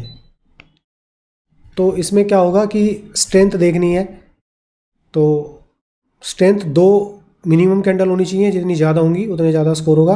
बट एक स्कोर इसको आप भी दे सकते हैं। नंबर ऑफ़ कैंडल्स जो है ना मैक्सिमम 3 या 4 होनी चाहिए, उसका आप एक स्कोर दे दोगे। उससे ज़्यादा होंगी तो आप ट्रेड ही नहीं लेना है, सिंपल है, ठीक है। लोकेशन का सपोर्ट है, देखिए ऐसा ज़रूरी नहीं है ना क्वार्टर के बीच में ही वीकली का मिले, हो सकता है वो उससे ऊपर हो। अगर उसके अंदर है तो पूरा आपको 1 देना है, नहीं है तो आपको 0 देना है, ठीक है भाई। लोकेशन का सपोर्ट नहीं है, हो सकता, बट लोकेशन होनी चाहिए, चाहे थोड़ा सा नीचे होगी, ठीक है। उसके अंदर में ही है तो बहुत स्ट्रॉन्ग एरिया है। लेकिन अगर थोड़ा सा नीचे और उसके ऊपर वीकली बना हुआ है तो उसका सपोर्ट है, ठीक है। ब्रेक ऑफ स्ट्रक्चर होना चाहिए, मतलब कि क्लोजिंग होनी चाहिए सेलिंग जोन से ऊपर में, और ट्रेंड भी आपको देखना है। तो ट्रेंड जो है, अगर आप लॉन्ग की ट्रेड ले रहे हैं, बाइंग साइड में ले रहे हैं, तो ट्रेंड अप होना चाहिए। सेलिंग ले रहे हैं तो ट्रेंड डाउन होना चाहिए। इस बात का आप ध्यान रखेंगे। अच्छा, अब इसमें आपको जो रिस्क मैनेजमेंट है उसको थोड़ा देखना है कि when not to take the trade. ठीक है, आपको ट्रेड कब नहीं लेनी है, इस बात का ध्यान रखना है। अब मान लीजिए कि जो प्राइस है वो चल रहा है, अप जा रहा है, और ऊपर क्वार्टर के सेलिंग जोन में प्राइस चला गया, उसको टच कर दिया, चाहे अंदर गया, मतलब जैसे ही उसके फर्स्ट लाइन पे जो रेक्टेंगल हम बनाएंगे वहाँ पर एंट्री करेगा, उसको टच करेगा, उसके बाद में उसमें आपको लॉन्ग की ट्रेड नहीं लेनी है। किस टाइम फ्रेम पे? डेली, वीकली, मंथली, क्वार्टरली का कोई जोन नीचे बनेगा तभी लेनी है, या फिर उस क्वार्टरली जोन को पार कर दे, उसके ऊपर में क्लोजिंग देने के बाद में नीचे रिट्रेस हो जाए, फिर चाहे आप डेली पे लीजिए, क्योंकि फिर तो उसका सेलिंग ऑर्डर जा चुके हैं। ठीक है, तो अब यहाँ पर आप इसको नोट कर लीजिए, ये बहुत ही इंपॉर्टेंट है कि price reacting time frame quarterly का है तो आपको मंथली, वीकली, डेली और उससे छोटे टाइम फ्रेम पे ट्रेड नहीं लेनी है। अगर मंथली पे है दोस्तों, अगर हम लॉन्ग की ट्रेड कर रहे हैं, ठीक है, तो अगर ये सेलिंग जोन इस टाइम फ्रेम जो मैंने अभी टच किया हुआ ना, उससे टच हो गए हैं, तो जो राइट हैंड साइड में ये है डोंट टेक एट, इस पे ट्रेड नहीं लेनी है। ऐसा ना हो कि वो क्वार्टरली के डिमांड जोन पे आया और फिर वो आगे गया और उस पर वीकली के जोन ऊपर बनते जा रहे हैं, अरे उस पर तो ट्रेड करना है, बट ऐसा ना हो। अच्छा, उस पर ऊपर जाके ना सेलिंग के नहीं लेने हैं, डिमांड जोन क्वार्टरली से चल रहा है तो वीकली के सेलिंग जोन्स पे ट्रेड नहीं लेनी है। ठीक है, कि भी सेल करना स्टार्ट कर दें वहाँ पर, ऐसा नहीं है। ये उस तरह से आप देखिएगा कि अगर मैं लॉन्ग का प्लान कर रहा हूँ तो बड़े टाइम फ्रेम के सेलिंग जोन से टच नहीं होना चाहिए। अगर मैं शॉर्ट का प्लान कर रहा हूँ तो बड़े टाइम फ्रेम के डिमांड जोन से रिएक्शन नहीं होना चाहिए। इन बातों का आप ध्यान रखेंगे। एंड यहाँ पर ये वीडियो का जो एनालिसिस पार्ट है वो ख़त्म हो गया है। अब हम बात करते हैं अपने जो मल्टी टाइम फ्रेम का जो एनालिसिस मैं आपको बताने जा रहा था उसके लिए। तो मैं क्या करता हूँ, मैं जाता हूँ सीधा पहले बी सॉफ्ट पर, और यहाँ पर मार्किंग को कर देता हूँ ख़त्म, रिमूव ड्राइंग्स। ठीक है जी। अब एनालिसिस कैसे करते हैं वो आपको मैं बता रहा हूँ। सबसे पहले हम जाते हैं 12 महीने की कैंडल पे। अब यहाँ पर करंट मार्केट प्राइस पे हॉरिजॉन्टल लाइन ड्रॉ करते हैं। ठीक है जी। नीचे की साइड में मुझको देखना है डिमांड जोन, ऊपर की साइड में इस हॉरिजॉन्टल लाइन के ऊपर की साइड में देखना है मेरे को सेलिंग जोन। तो नीचे आप क्लियरली देख पा रहे हैं ये एक रिवर्सल यहाँ से हो रहा है, और ये मैंने आपको बताया है कि मार्किंग करनी है, और ये ऑलमोस्ट बराबर ही लग रहे हैं, तो इसको मार्क कर दीजिए और राइट क्लिक करके जो आपने टेम्पलेट बनाए हुए हैं उसको डिमांड जोन ईयरली में कन्वर्ट कर दीजिए। सिंपल। इसके नीचे यहाँ पर एक और बन रहा है, इसको भी मार्क कर सकते हैं आप।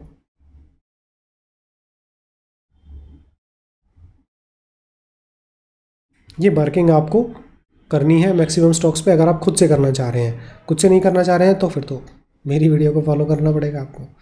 6 महीने पे जाते हैं। ठीक है जी। 6 महीने पे ये एक करंट मार्केट प्राइस है, लेफ़्ट साइड में देखना है। तो ये तो जोन हमने ऑलरेडी मार्क कर दिया है, ये मार्क कर दिया है, लेकिन आपको ये लग रहा है ना कि ये 6 महीने की कैंडल, 6 महीने का जोन है, यहाँ से शुरू हो रहा है। तो इसको ऐसे अब भी कर सकते हैं या फिर अलग से भी मार्क कर सकते हैं। भाई करंट अभी इसको ब्रेक थोड़ी किया है, यहीं पर ही तो है यहाँ पर, तो इसको भी मार्क कर सकते हैं हम लोग, है ना। ऊपर की साइड में बन रहा हो कोई, उसको मार्क नहीं करना है, अगर प्राइस उसी जोन में आ रहा है तो। भाई मान के चलिए कि आज आपने ये कॉन्सेप्ट पहले से ही सीख लिया, अब मैं यहाँ से इसको हटा देता हूँ, ऐसा मान के चलते हैं। तो आप क्या करते हैं, करंट मार्केट प्राइस क्या है, यही तो है, और मान के चलते हैं कि ये 6 महीने की जो कैंडल है वो क्लोज हो चुकी है, तो ये एक स्ट्रॉन्ग कैंडल ही तो है। मैं इसके नीचे देखूंगा, इसके नीचे मेरे को ये रिवर्सल पैटर्न मिल गया और यहाँ पर ये मार्क कर दिया। भाई अगर ये यहाँ पर प्राइस होता तब तो मैं मार्क नहीं करता। तो ये थोड़ा सा आपको प्रैक्टिस से आएगा। ठीक है, तो थोड़ा सा ये प्रैक्टिस करेंगे तभी आएगा। तो मैं ये यहाँ पर ख़त्म कर देता हूँ। तो इसलिए मैंने ये ईयरली का तो बन ही रहा है, लेकिन हाफ़ ईयरली का भी मार्क कर लीजिए, चेंज कर लीजिए अगर आपको करना है। वैसे हाफ़ ईयरली ईयरली में कोई इतना ज़्यादा डिफरेंस तो होगा नहीं। नीचे है वो तो बिल्कुल ठीक ही है। ऊपर की साइड देख लीजिए, ये हॉरिजॉन्टल लाइन यहाँ पर है ना, इससे ऊपर हॉरिजॉन्टल लाइन में कुछ नहीं है, ये 3 महीने की कैंडल पे आई है। ठीक है जी। अब 3 महीने की कैंडल पे आप देख रहे हैं ना, बैक टू बैक 1 2 3, और यहाँ पर ये मार्क कर लीजिए रिवर्सल है कि नहीं है? अच्छा, इतनी बड़ी अच्छी कैंडल हो ना और ये छोटे छोटे से बन रहे हो तो आप विक टू विक भी मार्किंग करेंगे ना तो भी कोई इशू नहीं है। मतलब यहाँ से भी मार्क कर सकते हैं या इस वाली को भी मार्क करके आप इसको कंसिडर कर सकते हैं। ठीक है जी। अब मैं आपको अपनी वो दिखाता हूँ प्रेजेंटेशन। ये आएगी जी प्रेजेंटेशन। यहाँ पर आते हैं हाफ ईयरली, क्वार्टरली, ईयरली है ना, ईयरली और इसमें ऐड किया नहीं है मैंने, वैसे तो ईयरली होगी तो उसको हाफ ईयरली पे आप लोग ट्रेंड चेक करेंगे और क्वार्टरली पे उस पर ट्रेड करेंगे। ठीक है जी। तो ट्रेंड चेक कर लेते हैं जी। ट्रेंड चेक करते हैं, इस पे जाते हैं। मैं यहाँ पर मान के चलता हूँ कि ये अप ट्रेंड में है। क्वार्टरली का कहीं पे कोई भी डिमांड जोन ब्रेक हुआ है? नहीं हुआ है ना, यही तो है। ये ब्रेक होगा यहाँ पर तो साइडवेज होगा और जब ये वाला ब्रेक होगा तो ये जो ट्रेंड है वो डाउन ट्रेंड में आएगा। तो ये अप ट्रेंड में है तो मैं लॉन्ग की ट्रेड ले सकता हूँ और यहाँ पर आया है और दोस्तों 327 पे प्राइस है। एटलीस्ट इसका जो टारगेट है ना, ऊपर देख रहे हैं ना ये वाला, यही तो एक जोन बना हुआ है क्वार्टरली का, तो एटलीस्ट टारगेट ये रखना है लॉन्ग टर्म के लिए। अभी मार्क कर लीजिए अगर इस वीडियो पे यहाँ तक आ गए हैं तो।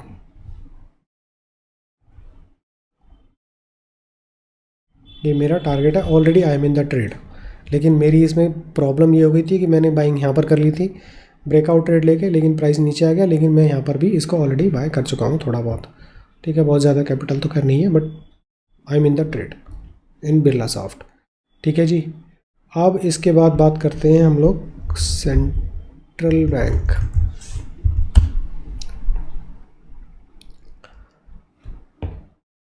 सेंट्रल बैंक ईयरली में करंट मार्केट प्राइस पे यहाँ पर आप डालेंगे। अब मैं नहीं डाल रहा हूँ क्योंकि ओरिजेंटल लाइन तो ऑलरेडी बन जाती है ना इसमें, तो यहाँ पर ईयरली पे कुछ नहीं है। हाफ ईयरली पे जाते हैं तो यहाँ भी बैक टू बैक कैंडल है। ऊपर देखिए सेलिंग जोन 6 महीने का बना हुआ है, उसी को टकरा के तो नीचे आ रहा है। और मैंने बोला है ना कि अगर यहाँ पर कोई भी वीकली, डेली, मंथली पे कोई ट्रेड प्लान नहीं करना है। चलो एक बार डेली पे चले जाते हैं। तो ऐसा तो है नहीं कि यहाँ पर डिमांड जोन नहीं बने होंगे।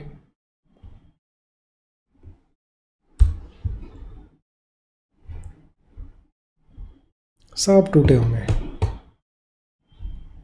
ये देखिए, कुछ काम करते हैं कुछ नहीं करते हैं। यहीं पर बने होंगे ना, यही लाइन तो होगी जब प्राइस यहाँ पर आया, अब नीचे जा रहा शुरू किया। तो वीकली पे देखते हैं पहले कुछ।